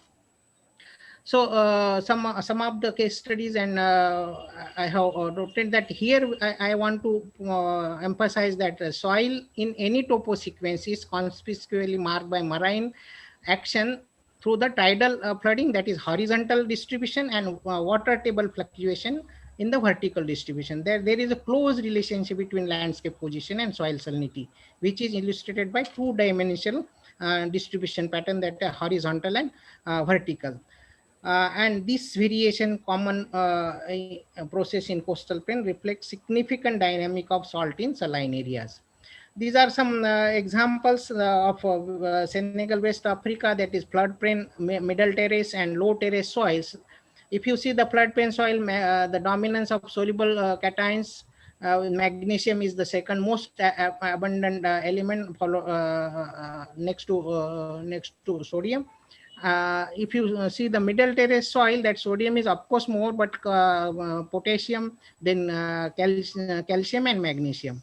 Apart from the important increase in calcium in subsoil, cations seems to be in equilibrium in middle terrace soil compared to the other topographic position. And if you see the low terrace soils, the sodium and chloride remain abundance in the soil, and this is in on these intermediate land positions. If you see the coastal saline soils and its extent, if temporal variability, you can say for Gujarat coast in India, it was estimated in 1976, 1.06 million hectare. It was now in 2007 and it was 15% increase saline increase, and it was increased to 1.15 million hectare. In the year 1996, it was estimated 1.3 million hectare. Every year on an average, 0.1 to 1 kilometer distance from is affected by salinity. These are the pictures given. And this is, of course, is happening almost all entire coast. This is the example of Bangladesh, where it is 1970. Dr. O'Neill, please wrap up. Yeah. I'm just coming, sir. This is a particular pattern observing in the monsoonal season, that salinity in saline soils, the salinity in the summer season increases, and in the winter, rainy season and winter season, it is decreases. This is the fertility status. Nitrogen is almost low in the saline soil. Rate of both mineralization and immolization of nitrogen in soil decreases with salinity of EC10 and above. The second loss is ammonia volatilization, and ammonia loss could be effectively reduced by placement of fertilizer at 5 centimeter depth. Phosphorus is also limiting, and it is depend on the pH of the soil. Potassium availability is high in the coastal soils. Based on the long-term results that is given by the Bandopadhyay and Maji, that 11 kg of phosphorus and 500 kg to the barley, we will maintain the. In case of nutrient content, micronutrient content, almost these soils are rich in micronutrient content, but its availability depend on pH and soil conditions. So these are some tables I have given for the Goa soil. The information of soil electrical productivity and fertility could be useful for deciding the intervention and countermeasure to counteract the unique situation of acidity and salinity in coastal soils of Goa. Some of the management measures, that is various methods have been used, that is engineering, agronomic, chemical and biological. And this particular protective embankment and polder that we call in Bangladesh and West Bengal, that is that has a very good impact on the sea ingress of the sea to restrict. And this is the table that is showing that that it has, after certain years, there is a reduction in the salinity observed in the Maharashtra state.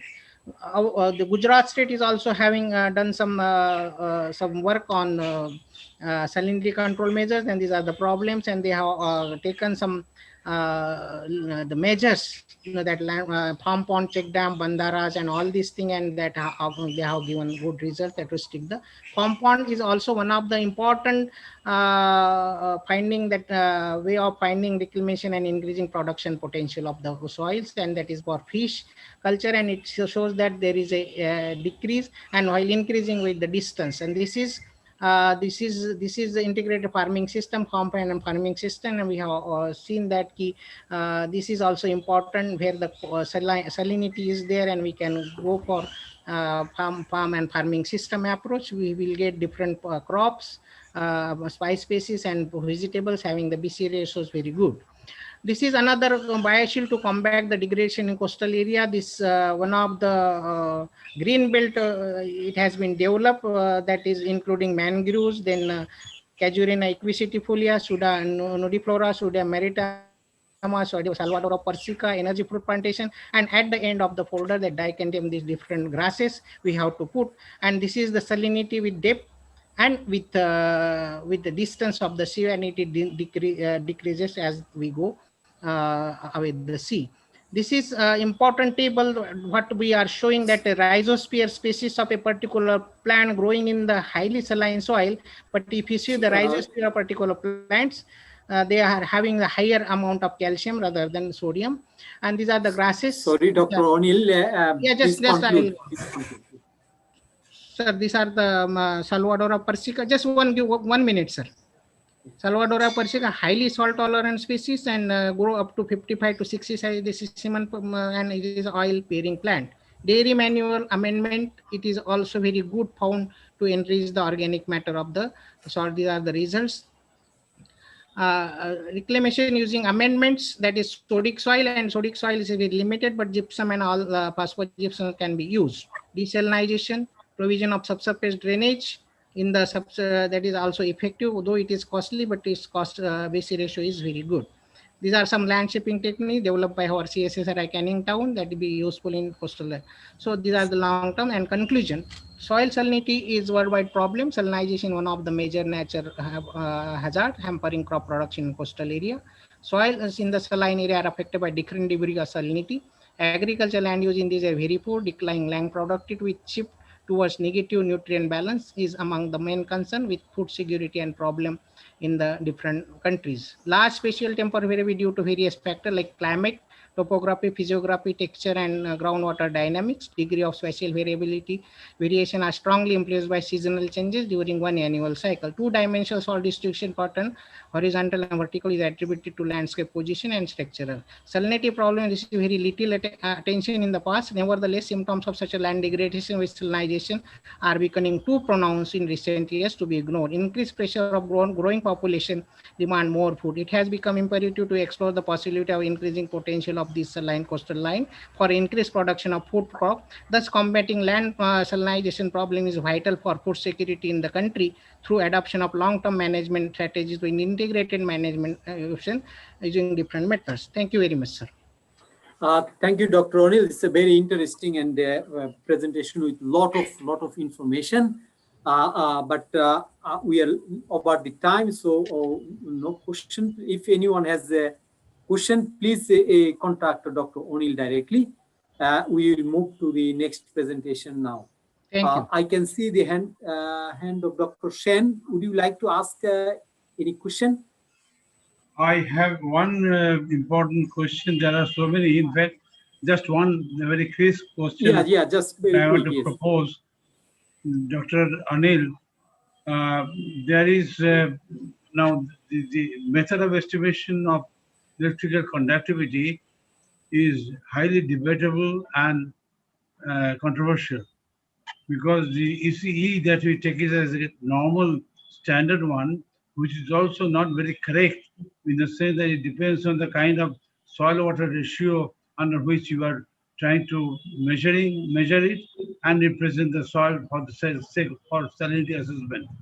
Because suppose, for an example, if the EC of if the soil has got high water content in the waterlogged soil and rice, the ECE will give you the higher estimate. If it is lower, it will give you the lower estimate. This is the problem actually. Now there are instruments available, but not many people can have an access to the instruments. So I think you have better I have to suggest that you would better ask for the calibration of your soil on a different soil water ratio for the actual assessment of the soil salinity. This is the way that we recommended, but we never try to do it. We never try to do it ourselves also. So we all go for the ECE. That's the one. Yeah. If you have any quick answer, then you can give. Otherwise, you can. We normally, for large soil samples, we normally go for the making the ratio that I have shown in the slide also, and after that we put that particular ratio for calculating the EC of that soil, sir. Thank you, Dr. Anil and Dr. Shen. We move to the next presentation. It is my pleasure to introduce Dr. Uttam Kumar Mondal, who I have been working with over the last 5 years. Dr. Mondal is a principal scientist at the CSSRI in Canning Town. He hold a PhD doctoral degree in agricultural physics and did his postdoc from Israel. So he is a recipient of the Lal Bahadur Shastri Young Scientist Award, and also he received the Golden Jubilee Young Scientist Award from the Indian Society of Soil Science. He has been working with the land management and watershed and water quality assessment, and associated with the ICAR and the NICRA network.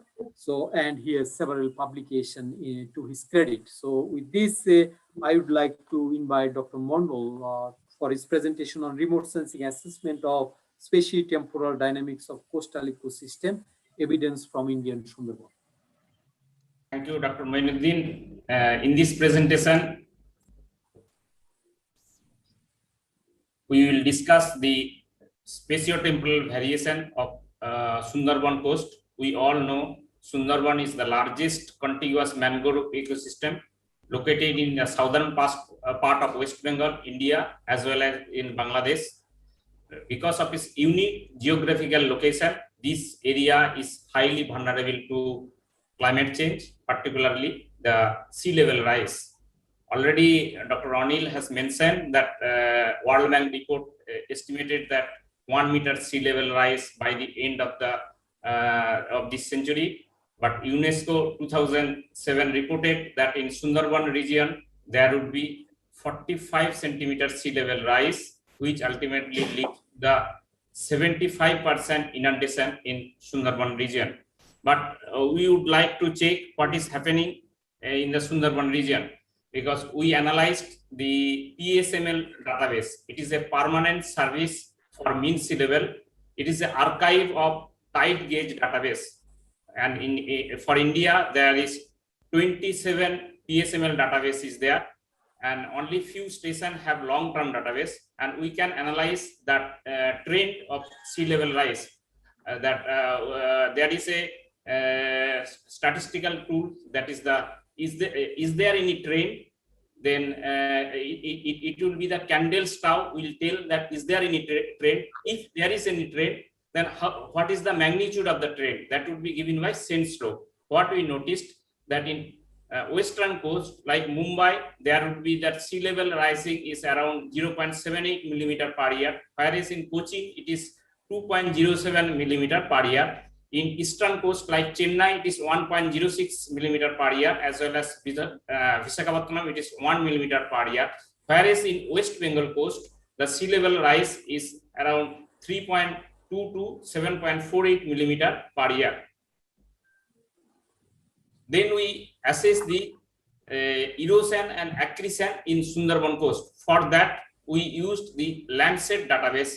From Landsat database is available in Sundarban coast from 1975, and between 2015 we assess the erosion and accretion in that region. All that Landsat imagery we radiometrically calibrated to convert the digital number into radiance and to reflectance at satellite, so that there would not be any atmospheric interference, as well as to nullify the, because it is a temporal change, nullify the sun's angle. What we noticed in Sundarban region, that between 2015 to 1975, there was net erosion of 19.5 square kilometer. And what we noticed, that accretion used to take place, that is the northern part of Sundarban, where that all the creeks is getting sedimented. All that creeks act as a drainage line, and this drainage line used to get the runoff from the Calcutta, southern part of Calcutta. So all that drainage line is getting blocked because of the sedimentation, whereas erosion is taking place of southern part where the mangroves is there. So the result is that mangrove area is getting reducing, and the drainage creeks is getting sedimented because of the erosion accretion effect in the Sundarban. Also, we analyzed in each island level what is happening in terms of erosion and accretion. What we noticed, that some of the island like Ghodamara Island, that between 1975 to 2015, around 50% area has been eroded, and here in most of the island are highly populated, and still the population is around 5,000 in Ghodamara Island, and some of the island like Jambudi, no population is there, but in Mousuni Island, that 20,000 population is there. There 10% area is getting eroded between 1975 to 2015, and some of the island like Bedford Reef, that has been already washed out after 1989. So in that way, through remote sensing approach, we can see how much area is getting eroded and how much accretion is taking place. But also sedimentation or some of the new islands is also developing, like Noyachor Island. There is around 20 square kilometer area has been created because of the accretion of the area. Also, we assessed the land use land cover change in Sundarban region. And for that we used supervised unsupervised classification. Initially, we classified the entire image of 150 classes. Then we recorded that classification based on the Google Earth Engine. And what we noticed, that build-up area, there was 78% increase in the build-up area. Natural vegetation has also increased because of the habitat area is increased around 30% area. Ruby crop area is increased around 54% area. Other crop area is also, particularly in Ruby season, around 60% area, but fallow area has reduced considerably. Aquaculture area has increased, and mangrove area, there was not much change, only 1% reduction is there. Also, we assessed the salinity area between 1973 to 2015 by remote sensing approach. Different salinity index is there, like salinity index, NDVI value, then canopy adjusted salinity index, where the different band like red, infrared, green and blue bands are used. And what we noticed, that salinity area was around 2,900 square kilometer during 1973, but salinity area has increased around 4% salinity area has been increased. Presently, that area is around 3,298 square kilometer in Sundarban region. Also, we assessed the projected inundation zone. We used the SRTM dam for that use. It is a little coarser because it is a 30-meter spatial resolution. What we noticed in that Sundarban region, water body is around 340 square kilometer. Annual inundation area, that is every year this area used to be inundated around 1000 square kilometer, but projected inundation based on the RCP 8.5 as well as 50 centimeter ice sheet melting, that is around 15.2% area, and around 250 square kilometer is under reserve forest area where mangrove as well as tiger is there. That means some of the tiger habitat is getting inundated in every year, and this area is getting reduced. This is the one of the major threat in Sundarban region. But also this is the spatio-temporal variation in the region. But we wanted to analyze the village level vulnerability based on the IPCC 4th assessment report, and where the vulnerability is a function of exposure, sensitivity, as well as adaptive capability. And exposure sensitivity will give the potential impact. When we subtracted from potential impact and adaptive capability, it will give the vulnerability of the region. And exposure by definition is related to the degree of the climate stress at particular location, and sensitivity is the degree to which a system is modified or affected by internal, external, or sometimes both disturbance is defined as sensitivity, whereas adaptive capability is defined as the potential or ability of a system to regain or adjust to the effect of impacts of climate change. So, and we used the different biophysical as well as socioeconomic database and to get the vulnerability of the region, and we used equal weightage method. And for exposure, we used the variables like annual maximum temperature, annual minimum temperature, mean temperature, projected maximum temperature, as well as projected minimum temperature, projected mean temperature, and mean Kharif rainfall, Rabi rainfall, projected Kharif rainfall. Mainly climate database, we used WorldClim database to get that database in the region. And we also get the relationship between exposure versus vulnerability. For sensitivity analysis, we used mean altitude, that is, we used SRTM database for the cropping intensity. For that, we used the NDVI database, some of the soil parameter like soil pH, soil AC, then population density, net sown area, percentage irrigated area, distance from the sea or trees. All that parameters we consider is related to the sensitivity.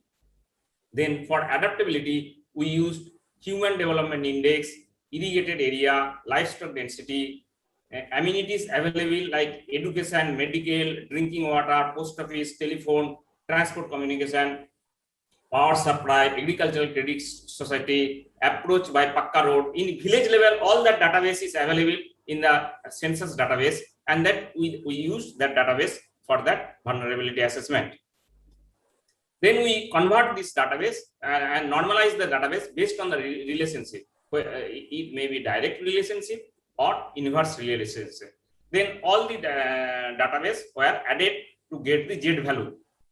As vulnerability is a function of exposure, sensitivity, as well as adaptive capability, then vulnerability index is the exposures plus sensitivity minus adaptive capability. Then initially there was 1074 village boundary. This is the most difficult part to get the village boundary in Sundarban region. All that database were digitized for Sundarban region. Then because no recent soil database was available in the region, what we did, we collected one sample as from each village panchayat level.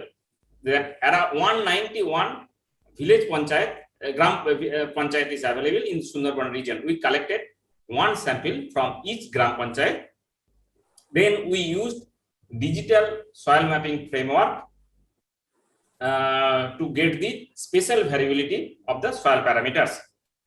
And we know we used regression kriging techniques, and we know the regression technique. There is the need of getting the drift using linear regression analysis of the equation, as well as the residual values was interpolated based on the ordinary kriging method. And for that drift parameters, we used different covariates of the region. For covariate, we used NDVI value as a covariate, and instead of single NDVI value, we used average NDVI value for 3 months, like December, January, as well as February, because 3 NDVI is directly related to the salinity, as well as BEM value. Both the covariates were used for digital soil mapping framework. Then ultimately we get the soil salinity parameters using the regression kriging techniques. We used that ECE value versus the percentage of area. That is around 70% of the area is under saline. That is more than 2.5 ECE of the region. Then we get the exposure value based on the climatic parameter, then sensitivity value, as well as adaptive capability value. Then we added the exposure as well as sensitivity and subtracted the adaptive capability, and ultimately we get the vulnerability index of the Sundarban region in village level. What we noticed, that out of 1074 number of villages in Sundarban, 139 villages covering an area of 587 square kilometer with a population of 564 lakhs are highly vulnerable to climate change. So also in IPCC fourth assessment report, that the report instead of that, along with the vulnerability, that they proposed that risks to climate change is also very important, and risks is the function of vulnerability, exposure, as well as hazards. That hazards as present hazards as well as future hazards. So for that we used, these are the indicators for vulnerability, like normal rainfall, human development index, percent irrigated area, literacy rates, poverty, livestock density, amenities available like education, medical, transport, communication, bank, and availability of water capacity, hydraulic conductivity, soil organic carbon, soil pH, soil electrical conductivity. All that indicators were used for vulnerability assessment. For exposure, we used net sown area, rural population density, scheduled caste, scheduled tribe population of the region, percent basis, percent original workers to total workers, land use, land cover of the region, percent agricultural laborers to that region. Also, we showed that how that indicators is related direct relationship or inverse relationship. Then we used for historical hazards, we used the historical climate parameters like annual maximum, minimum, as well as mean temperature between 1970 to 2000 of the region, mean Kharif rainfall, mean Rabi rainfall, mean altitude based on the SFTM database, as well as distance from the sea and creeks. For future hazards, we used the projected data climate database, and we used the World Clim database based on the RCP 8.5 by 2050. This database were used for the future hazards of the region. Then same way we assessed the vulnerability, exposure, as well as hazards. Then we multiplied vulnerability, exposure, and hazards to get the final risks to agriculture due to climate change of the region. What we noticed, out of the 1074 number of villages in Sundarban region, 174 villages covering an area of 858.62 square kilometer with a population of 7.7 lakhs are highly risks to agriculture under climate change of that region. What we noticed, that the region, that southern part of the Sundarban, where is directly nearer to the sea are less vulnerable than the area which is away from the sea. So this is my last slide. So out of 70, that same conclusion, what I already mentioned, that in villages in Sandeshkhali 1 to Minakha, mainly north 24 Parganas are more vulnerable within Sundarban than the south 24 Parganas. Then out of 174 villages covering an area of 858 square kilometer is under highly rich to agriculture.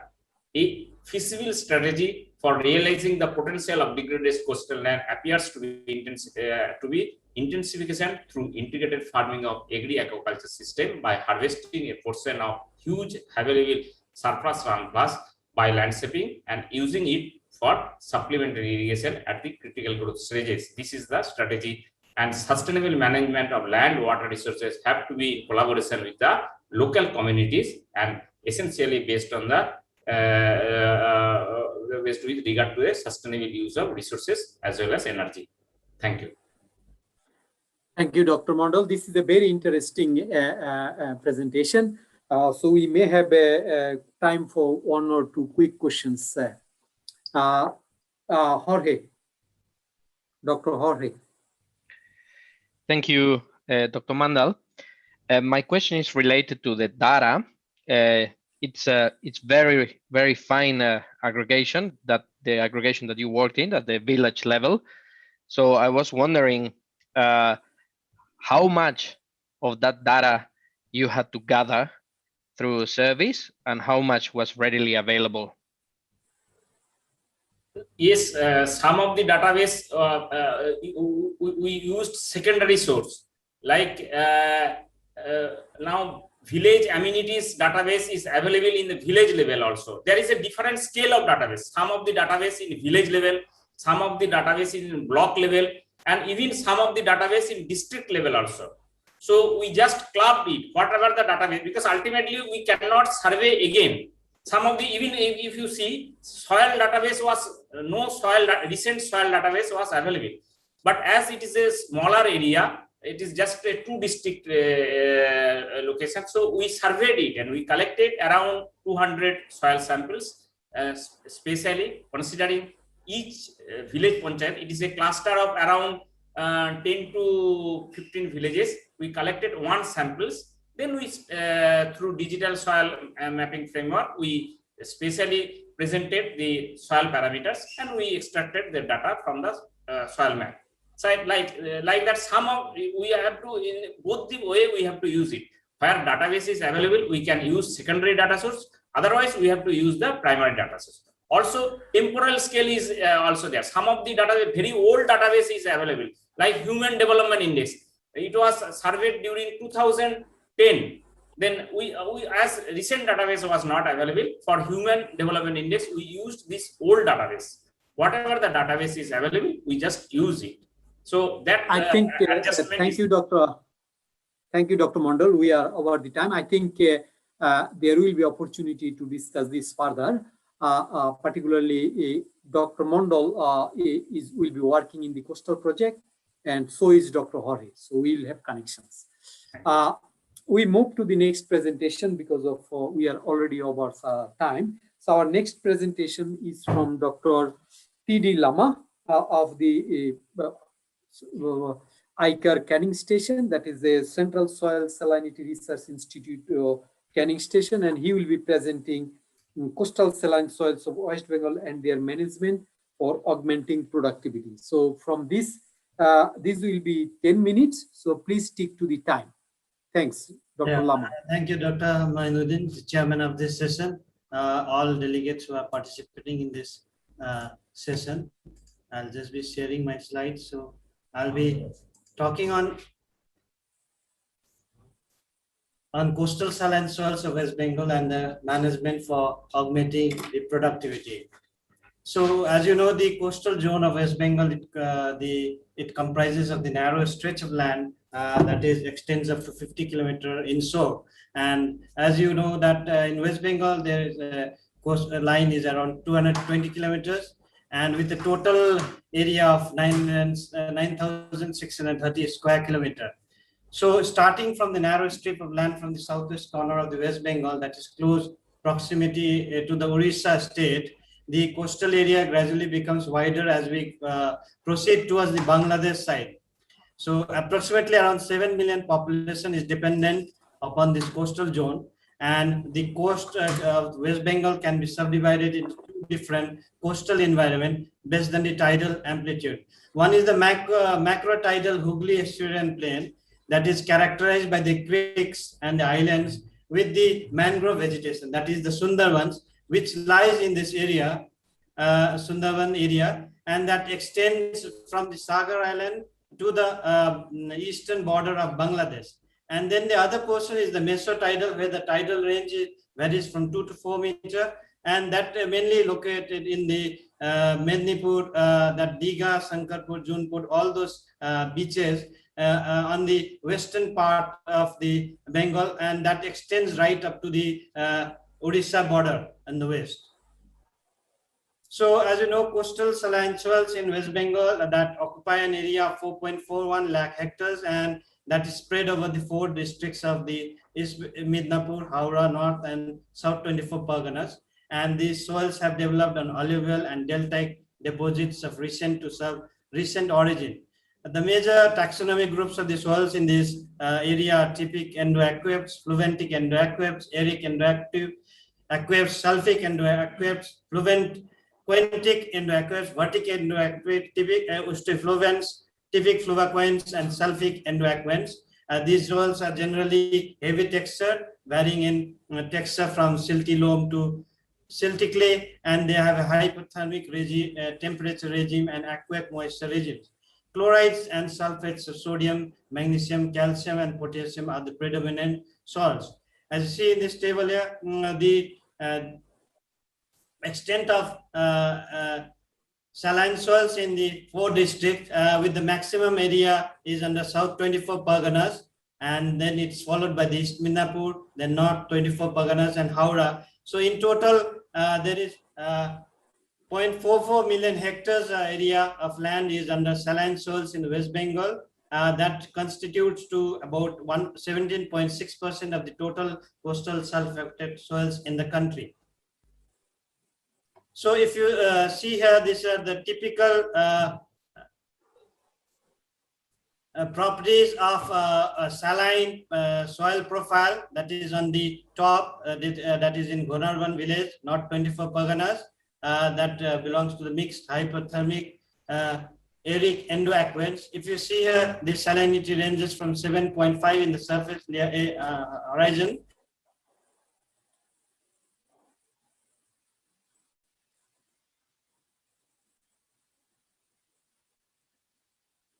acid sulfate soils with pH ranging from 4.1 to 4.3 in the surface and the B horizon.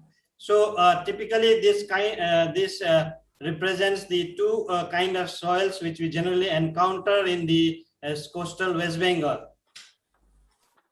So major constraints of the soils over here is light texture, poor moisture retention, very low CEC, and poor fertility, and they are prone to erosion. Such kind of soils are generally located in the coastal belts just adjacent to the sea coast, mainly along the beach. They belong, the soil types are mainly sandy soils and coastal sands.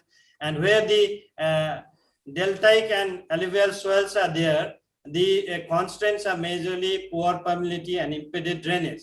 And the saline soils in general, their constraints are mainly related to the high salt content, leading to low productivity. And another category of acid soils are there, where having very low pH, almost around 4.5, that are located in some pockets. And these soils have very low phosphorus content. Then there are toxic contents of iron, aluminum, and manganese, which get dissolved, which get oxidized and gets converted into the available forms, because of which the plant suffers. Then such soils are also poorly drained, have high clay content, they have a hard soil structure and poor fertility status. The coastal soils over here are generally low in available nitrogen, but they have low to high available phosphorus contents. But as far as available Ka is concerned, they have a high content, and most of the micronutrients are present in adequate amounts except zinc. So the major process of salinization of the coastal soils is basically, one is due to the salt saline groundwater that is underlains the soil. So due to evapotranspiration, there is an upward movement of the saline groundwater which is present at the shallow depth, and on evaporation at the soil surface, the salts are left behind, giving rise to the salinity. Apart from this, there are this area also experience flooding from saline water, and also this tidal upsurge. That's basically when at times of disasters like the cyclone and tsunami kind of events. So where the embankments are breached and the saline water starts to enter into the low-lying areas adjacent to the coastal fringe.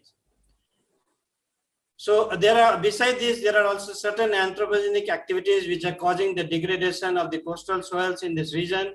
One is the brackish water fish farming, which is being practiced particularly in the large extent in the North 24 Parganas, and also if you see in the Midnapur, and this is leading Dr. Lama, you have 2 minutes. You'll need to wrap it up. Into shrimp ponds. Then this causes also the salinization of the soil and water, and there are very associated problems. Since these ponds are generally filled with brackish water, there is also seepage from there, and their adjacent agricultural lands are badly affected by salinity. So in course of time, the farmers are forced to convert those agricultural lands into brackish water agriculture, giving up the mainly the crop farming. So you can see how the paddy is affected due to seepage of the salt water from the adjacent aqua ponds.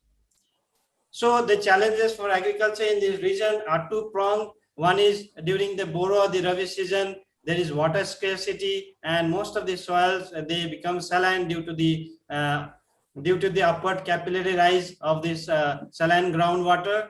While in the Aman or Kharif, where we receive very high rainfall, because of the heavy texture of the soils and the low-lying topography, we experience deep water logging and drainage congestion, and therefore in both the cases we do not get enough yield. But there is also a 2-point time surface rainfall during the monsoon season, which gives us an opportunity to harvest this and utilize for development of agriculture in the region. So if you see here during the dry months, during March to April, May, the salinity is at the highest level, and once the rain starts to come, there is gradual decline in the salinity and it reaches the minimum value, whereas the water depth in the fields that rises to a maximum during this rainy season. Dr. Lama, are you nearly done? How are you going? Your time is more or less finished. Okay. So for managing the soil and buildup, we have to follow different strategies such as mulching for controlling the salinity buildup in the soil. Then we can also go for nutrient management, application of neem-coated urea, and this because nitrogen volatilization loss is very high in such soils. So we can go for this strategy, and the fertilizer, synthetic fertilizer, chemical fertilizer should also be supplemented with organics if you want to sustain the productivity in such soils. Then for acid sulfate soil, we must go for the amelioration technology following application of the lime and rock phosphate, and higher dose of phosphorus fertilizer is essential for the proper management of the soils. Our team here at Canning, they have undertaken a lot of experience, and they have found out that if we combine green manure with liming, then if you see the increase in soil pH from a plot where you have not applied anything. So in that way, we can manage the acid sulfate soils. Then we have to go for the landscaping. Different type of models have been developed by our Canning Research Center, such as farm pot, paddy comfies, deep furrow, and high ridge. So by converting the configuration of the land and making provision for in situ harvesting of the rainwater. So by following this, we can control the salinity as well as maintain the soil properties, rather than some soil properties are improved. And through this, we can go for intensification of subsoils. We have also determined the water footprint of the various landscaping systems controlled compared with the rice monocrop or rice system. And we have found that in all the landscaping systems, Dr. Lama, you really need to stop. I'm afraid your time is finished. Okay. So our benefits. You will need to cut to the chase and finish. So our main intervention should be focused towards tackling waterlogging during Kharif and to ensure irrigation water during the Rabi for sustainable intensive farming through landscaping and rainwater harvesting. Coupled with this, we are also integrating that intervention with other management practices that will help in overcoming the problem of land degradation in the region. Thank you. Thank you. I don't think we will take questions. We are running quite substantially behind. I suggest that we move straight on to the next presentation, which is by Dr. D.G. Jondal, who's a scientist from Maharashtra. Soil fertility and productivity of rice groundnut cropping systems in the North Konkan coastal zone is influenced by organic nutrient management. Dr. Lama, you need to, oh yes, okay, take it, yes, please. Can we get Dr. Jondal to start?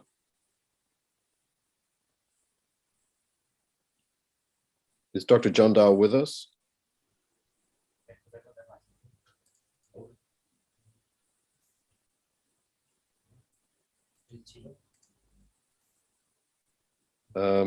Yeah, he's there. He's there. Available.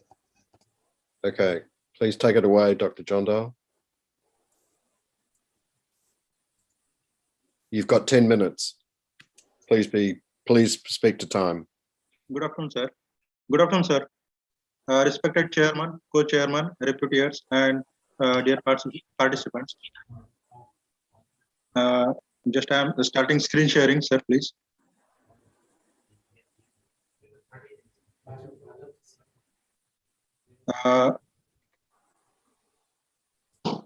May I audible, sir? Yep, that's fine. Off you go. Yes. Thank you, sir. I am presenting soil fertility and productivity of rice groundnut cropping systems in North Konkan coastal zone as influenced by organic nutrient management. So, coming to the introduction, organic farming is becoming increasingly popular with rapidly growing global demand for organic products.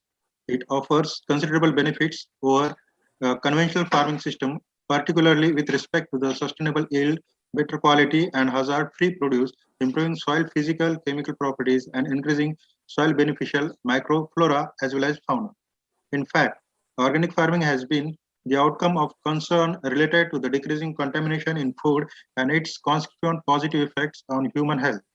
Use of these high analysis chemical fertilizers in imbalanced and indiscriminate manner has developed many problems like sodicity, deterioration in the quality of crop produce, increasing the hazardous pests and diseases, and increase in soil pollution. Non-use of organic manure and use of heavy doses of pesticides are creating ill effects on soil health, sustainability of crop productivity, increasing pesticidal residue problem on soil and crop produce, and in turn, soil health in living being. Moreover, there is an increasing awareness among the consumers and farmers about the importance of residue-free hygienic organic farm produce. Thus, demand for organically produced food grain, vegetables, and fruits have been increasing both in domestic as well as export markets. Moreover, vicinity of the metros like Mumbai, New Mumbai, Thane, Panvel, and other industrial estates and urban areas spread throughout the region promises a sure market. In the era of shrinking resource base of land, water, and energy resource use efficiency is an important aspect for considering the suitability of cropping systems. Organic agriculture is one of the broad spectrum of production methods that are supportive of the environment. The demand for organic food is steadily increasing both in developed and developing countries with an annual growth rate of 20 to 25% as reported by Ramesh et al. Sir, this experiment was started in the year 2013-14 and I am presenting the data of year 2018-19. This experiment was laid out in the RBD, that is a replicated randomized block design with 3 replications and 15 treatments. During Kharif season, there are 15 rice varieties were grown in the group, early group, mid-late group, late group, and varieties grown by farmers. However, in the Rabi season, there were 15 groundnut varieties were grown, taking plot size for gross plot size of 6 into 4.5 meter for both Kharif and Rabi season. Coming to the conclusion, coming to the results,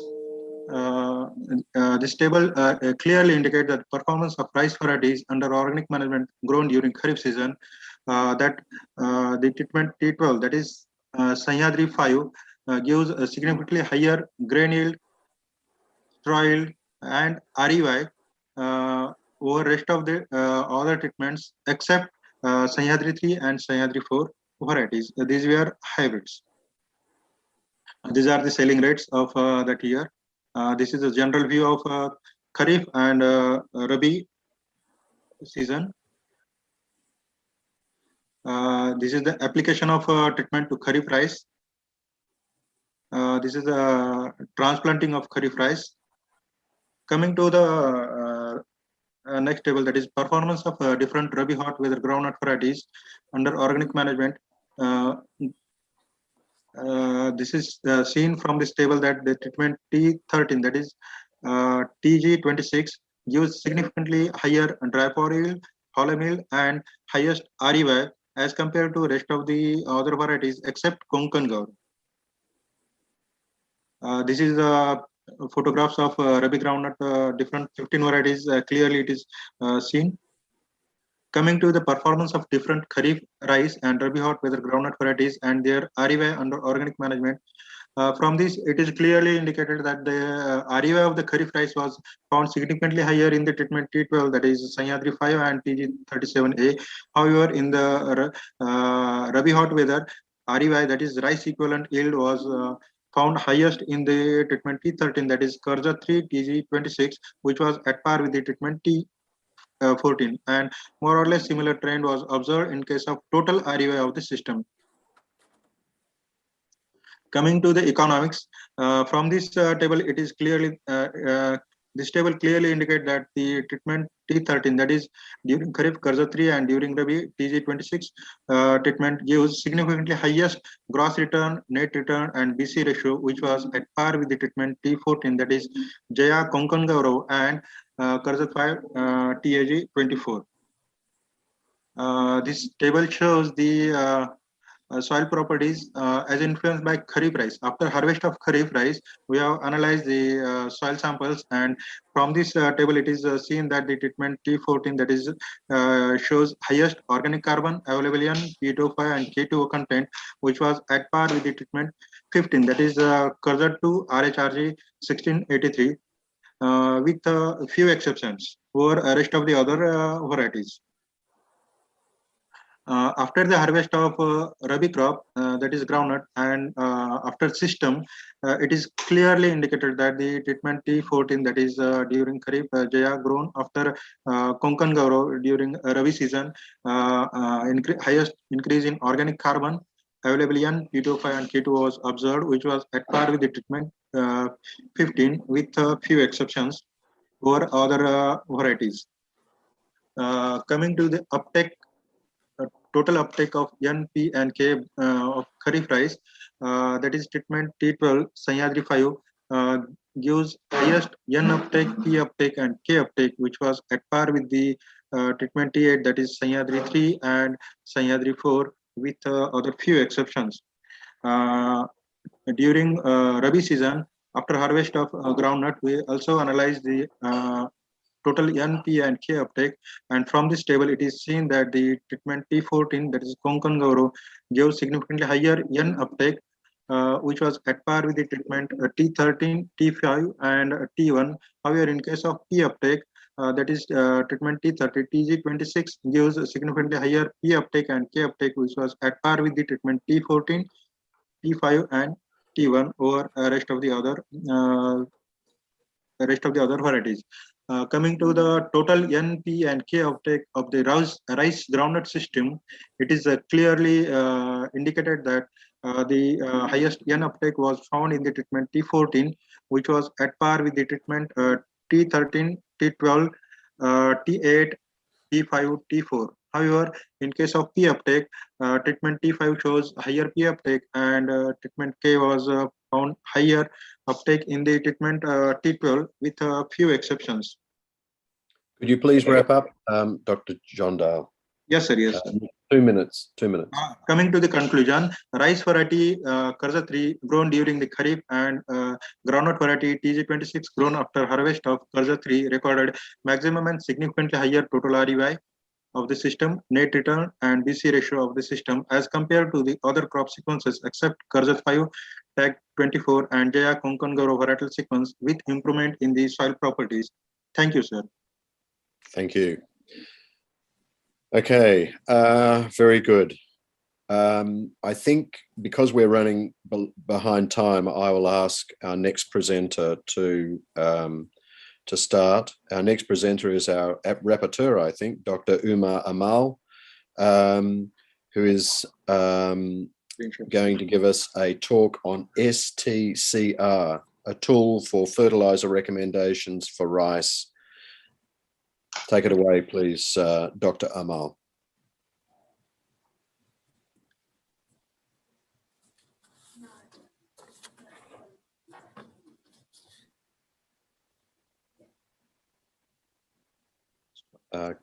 Can we stop the screen sharing there and so that Dr. Amal can start?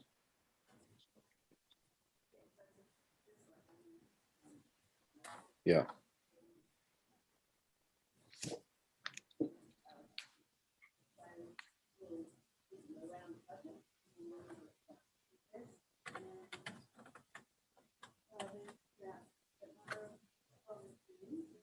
Very good.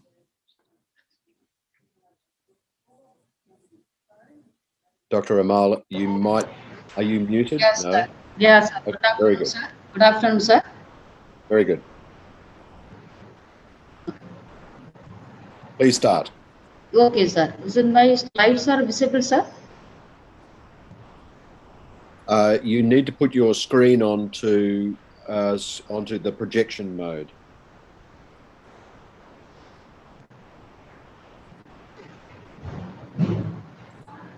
Can you put your screen onto the projection mode?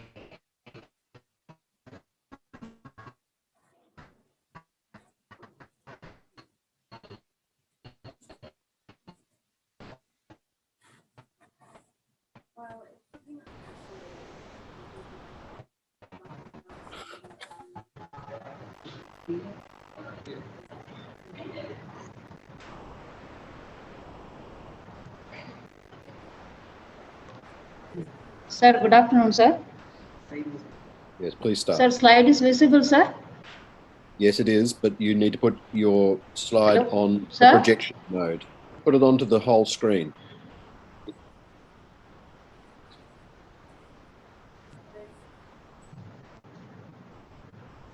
Sir? Sir, is put my it- slide is visible, sir? Yes, it is, but Slide please is put it visible, onto the but you whole need screen. to put them in presentation mode. Yes, in presentation mode. Presentation. Down the bottom, there's a, use the icon down the bottom to put it into presentation mode.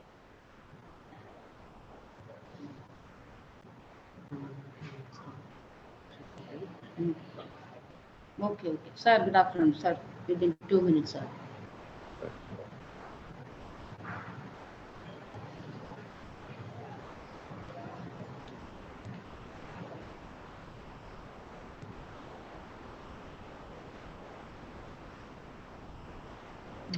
Sir, is it okay, sir, now?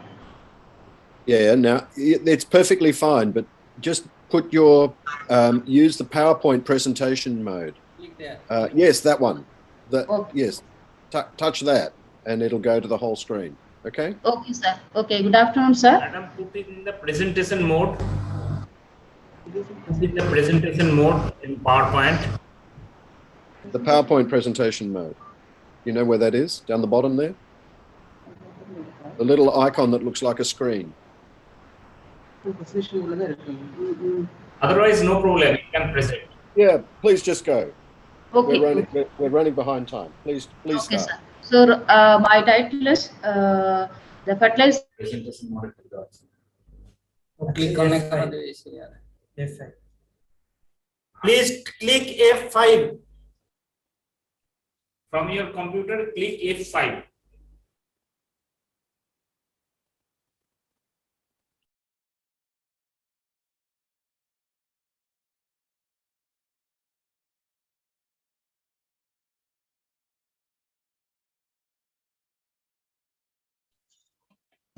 Yeah, you can see on the extreme right hand bottom, there is one screen. If you click there, there you can see command, then there is one icon, there are one, then 4 square boxes. After that, there is one icon, then after that again, there is one icon there. You click on that, madam. The last one.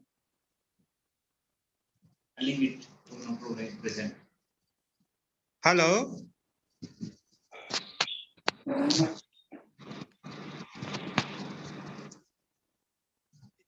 Look, I'm concerned that time is slipping by. I would be happy for the presenter to present just with the screen as it currently is.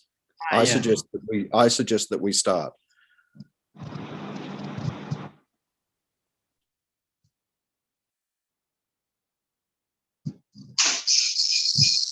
Madam, please start.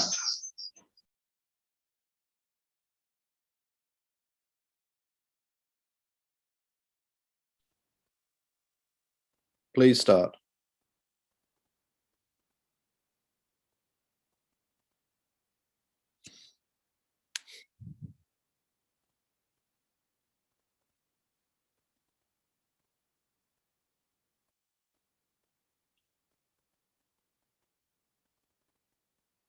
Dr. Amal, are you there?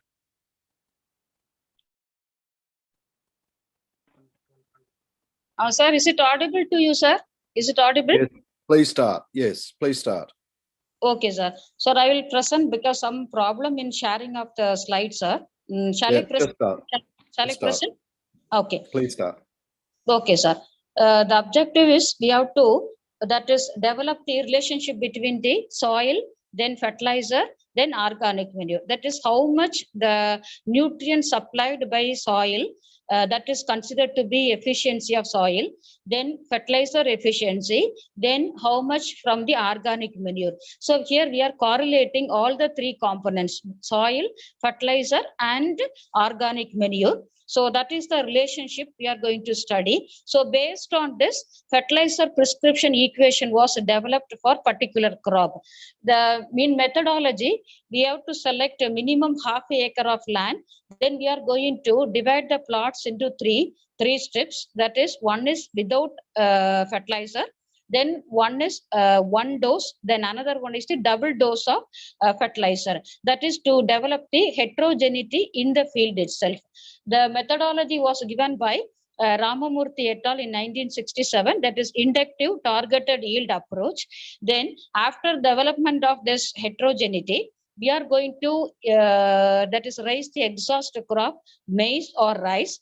Then after the harvest of the exhaust crop, the plot is divided into 72. Then the test crop rice was grown. Then after the harvest of the crop, the yield were recorded. Then uptake were actually quantified. Then after that, we are actually based on the some derived parameters like nutrient requirement, then contribution from soil, then contribution from fertilizer, and contribution from organic manure. we have to calculate based on the formula. Then after that, we are going to develop the yield concept. That is how much fertilizer nitrogen is required, how much phosphorus is required, and how much fertilizer potassium is required. So based on the equation, we are developing the equation for each and everything for fertilizer nitrogen, phosphorus, and potassium. Then if the farmer is having, that is how much amount of available nutrient. Based on this, we are actually developing the ready reckoner. We are giving the fertilizer recommendations to him. That is, what is the difference between STCR and blanket recommendation means? For example, in the case of nitrogen, below 250, it is actually low in status. 250 to 480, it is considered to be medium. So 240 comes under low and 260 comes under the medium status. But in the case of STCR, what is the available nutrient status, whether it may be 251 or 252 or any other thing, we can give the fertilizer recommendation. Apart from this, we can also consider the yield requirement. Suppose if the average yield is 7 tons per hectare, means if the farmer is having, that is only if he wants to actually take only 4 tons per yield, means we can give the fertilizer recommendation based on this. So here we are applying the balanced fertilizer, not only nitrogen or potassium. Here we are applying the balanced fertilizer. So based on their available nutrient status, we can give the fertilizer recommendation. Because of this, we can reduce the fertilizer doses and cost related to fertilizer doses. Then apart from this, the nutrient contribution from the organic manure also taken into consideration. So here the organic carbon status also improved by the addition of the farmyard manure, vermicompost, or any other organic manure. Dr. Amal, I'm afraid I have to tell you that we can't see your screen. Could you check to make sure that you are sharing your screen? Yes, sir. Now it is clear? Hello, sir. So here you can see Thank you, the that's better. calculation of basic parameters. Already I have explained nutrient requirement, then percent contribution from soil, then percent contribution from fertilizers, and percent contribution from organic manure. So here you can see this, for the percent contribution from the soil for phosphorus is more than potassium and nitrogen. Then fertilizer contribution is more for potassium. Then farmyard manure contribution also more for potassium. Then that next one is the fertilizer prescription equation, which was developed in the project. So here T here T indicates the targeted yield, SN indicates the soil nitrogen, then ON means organic nitrogen, then soil phosphorus, then organic phosphorus.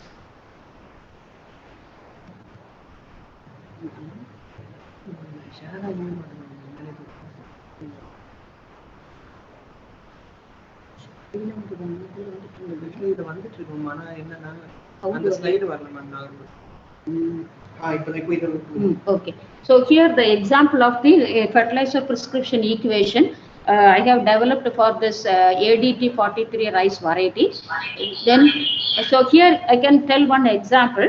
If the farmer is having, that is 160 kg of nitrogen, the first one, then here if he don't want to apply the organic manure, suppose he want to apply only the NPK, means he has to apply to get 6 tons per hectare, he has to apply 163.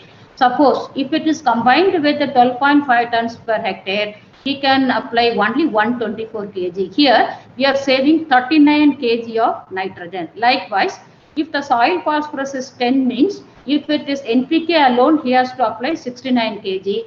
So if it is combined with the organic manure, 41 kg. So here we are actually minimizing 28 kg. Likewise, potassium, we can reduce the dose by 37 kg of potassium. So not only here reducing the level, but we can actually improve the soil quality also by addition of organic manure. Conclusion is, if it is applied with organic manure, that is 12.5 tons per hectare, if we can saving the nitrogen, phosphorus and potassium fertilizers respectively were 39, 28 and 37 kg of fertilizer. So apart from this, after this, the fertilizer prescription equation also verified in field condition, then in the farmer's field itself. Here also coming to the percent achievement. So we have achieved what more than 100%, then in the case of 8 tons per hectare. So this trial was conducted in farmer field to check verify the fertilizer prescription equation. Thank you, sir. Thank you. Very nicely done. Thank you. You performed really well under difficult conditions. Okay, our next. We could take some questions if there's time. A quick question. Okay, if not, I would like to move on to Dr. Vijay Salvi, who is going to talk about the effect of inorganic and organic manure on the biological properties of soil and the yield of yam in the lateritic soils of Konkan. Dr. Salvi, you are on.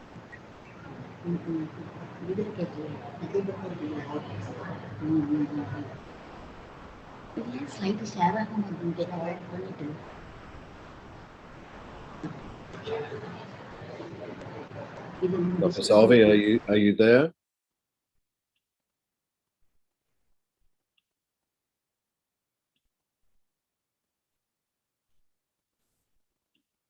Is Dr. Salvi there, please? So he's not responding. We can move to the next presentation. We could move then to the next presentation.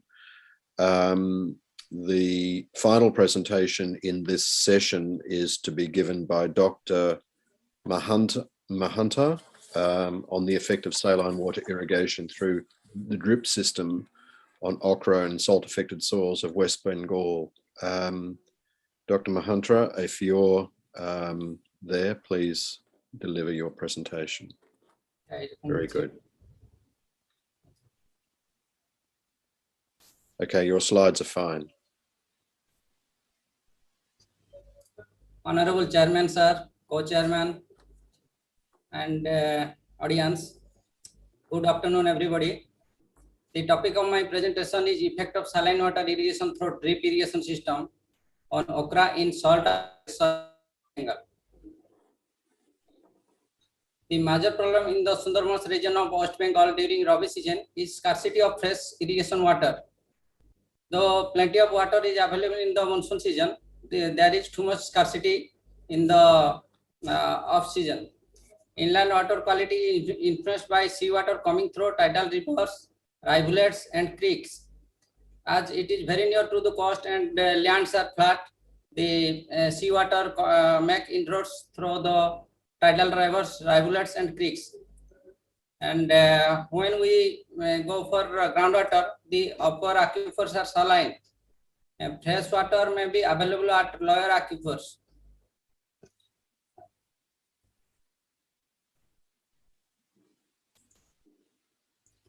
The objective of the experiment was evaluation of performance of the Rabi crops under saline water irrigation and assess the effect on soil salinity.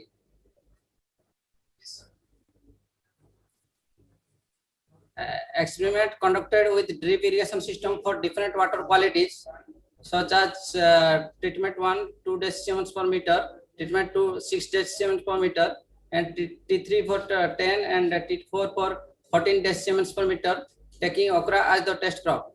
The treatments were imposed after 20 to 25 days of freshwater irrigation when the crop is established. This was the location map. Here you see the Matla River, and it is very near to the Matla River. This was very much in size few decades back, but as the some embankments are there, now it has receded to the nearest level.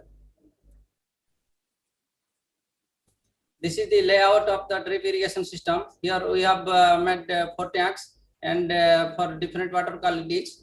Those are for 2, 6, 10, and 14 decimals per meter. And those are controlled through different valves. Only one quality of water was applied through the drip irrigation system.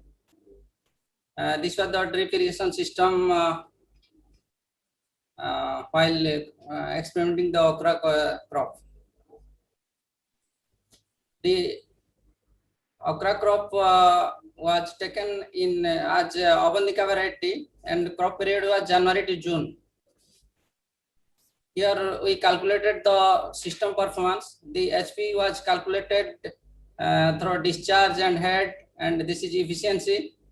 And we had to put to 0.5 HP pump. The discharge rate of the drips are 2.4 liter per hour, and Christiansen uniformity coefficient was computed through this formula, and that is 92.5%, and the efficiency was computed to be 87.2%.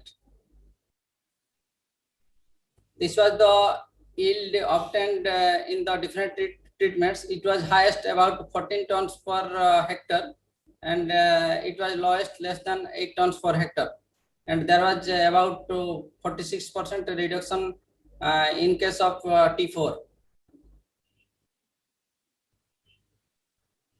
This was the change in soil salinity in the top soil layer, 0 to 15 centimeter. This is for treatment 1, this is for treatment 2, and this is for treatment 3, and this is for treatment 4.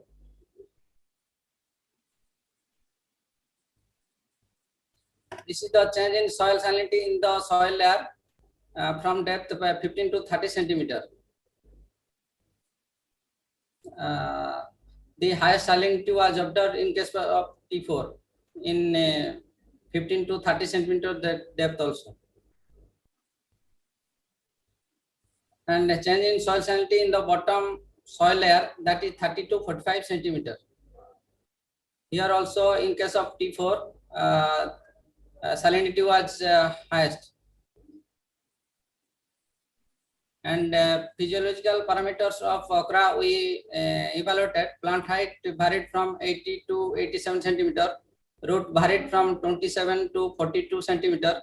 Number of fruits per plant varied from 37 to 47. And these are the NDVI values for different treatments. And by this, we see that in case of T1, when fresh water was there, the plant is performing better. This is the photo for computing the NDVI values. This is one photograph, and this is the cost economics calculated for different type of irrigation water quality, 2, 6, 10, and 14. And water use efficiency were 31.22, 26.53, 22.62, and 16.856. And the conclusions are there was about 50% reduction in T4 in comparison to T1 for okra. Mortality rate of okra plants was negligible even in T4 when saline water was applied after crop establishment. The salinity buildup was highest for T4 during the experimental period, but the salts were leached out by the runoff during the rainy season. The NDVI values was higher for the irrigation water of lower salinity, and that was T1 greater than T2, greater than T3, greater than T4 throughout the experimental period. Thank you, sir. Thank you. That was really interesting for me. Is okra regarded as historically as a salt tolerant crop? I was interested that your ECEs with T4 treatment 4 went up to 16 decisiemens per meter at the soil surface, and that's extremely high. Yeah, very high. So is okra traditionally regarded as being a salt tolerant crop?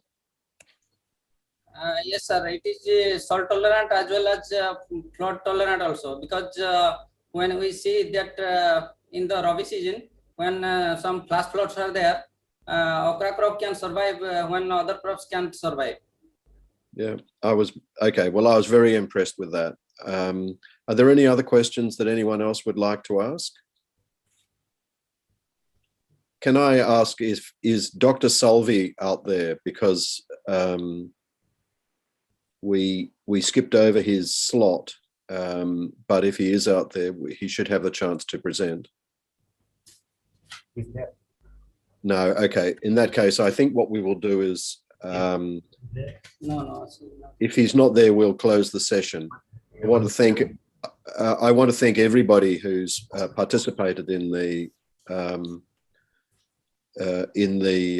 workshop. I think it has been really interesting. It's been a fascinating workshop. Dr. Mayanudin, do you want to make any final remarks? I think just it's as you said that I just echo that. It was very interesting session. Many good presentations on various aspects of coastal agriculture, from remote sensing to soil variability to field level crop experiment and statistics of whole coastal region of different types of soil. So it's all very good. Thanks everybody for attending the session. I don't know whether there will be any comments from the rapporteur of the session on that, Dr. Mondal. No, he will later. He will okay. Submit her report to us. Okay. Okay. So in that case, thank you everybody for attending the session, and see you tomorrow in some other session. Just yep. We'll say goodbye. All right. Thank you very much. Now it is the Okay. customary to propose the vote of thanks from organizer point of view. So okay. So please, on behalf of organizer and on behalf of ISCAR, I would like to thank Dr. Mohammad Moinuddin to chair this session. I would also like to thank Dr. Ed Barrett Leonard for co-chairing this session. And there were 5 invited talks, and that is from Professor Leigh Suleiman, Dr. George Lewis, Dr. Ed Barrett Leonard, Dr. Anil Chinch Malakpure, and myself. So organizer is thankful to all the invited speakers, and also 4 voluntary contributory presentations were there. One person didn't present, Dr. Vijay Gopal didn't present, but we would like to thank Dr. Lama, Dr. Jandale, Dr. Uma Bhagavati Amal, and Dr. Mohanta for presenting their voluntary contribution. Thank you all, and thank you for presenting this important technical session. Thank you. Thank you, everybody. Thank you, sir. Okay. Bye. Bye-bye. Bye-bye.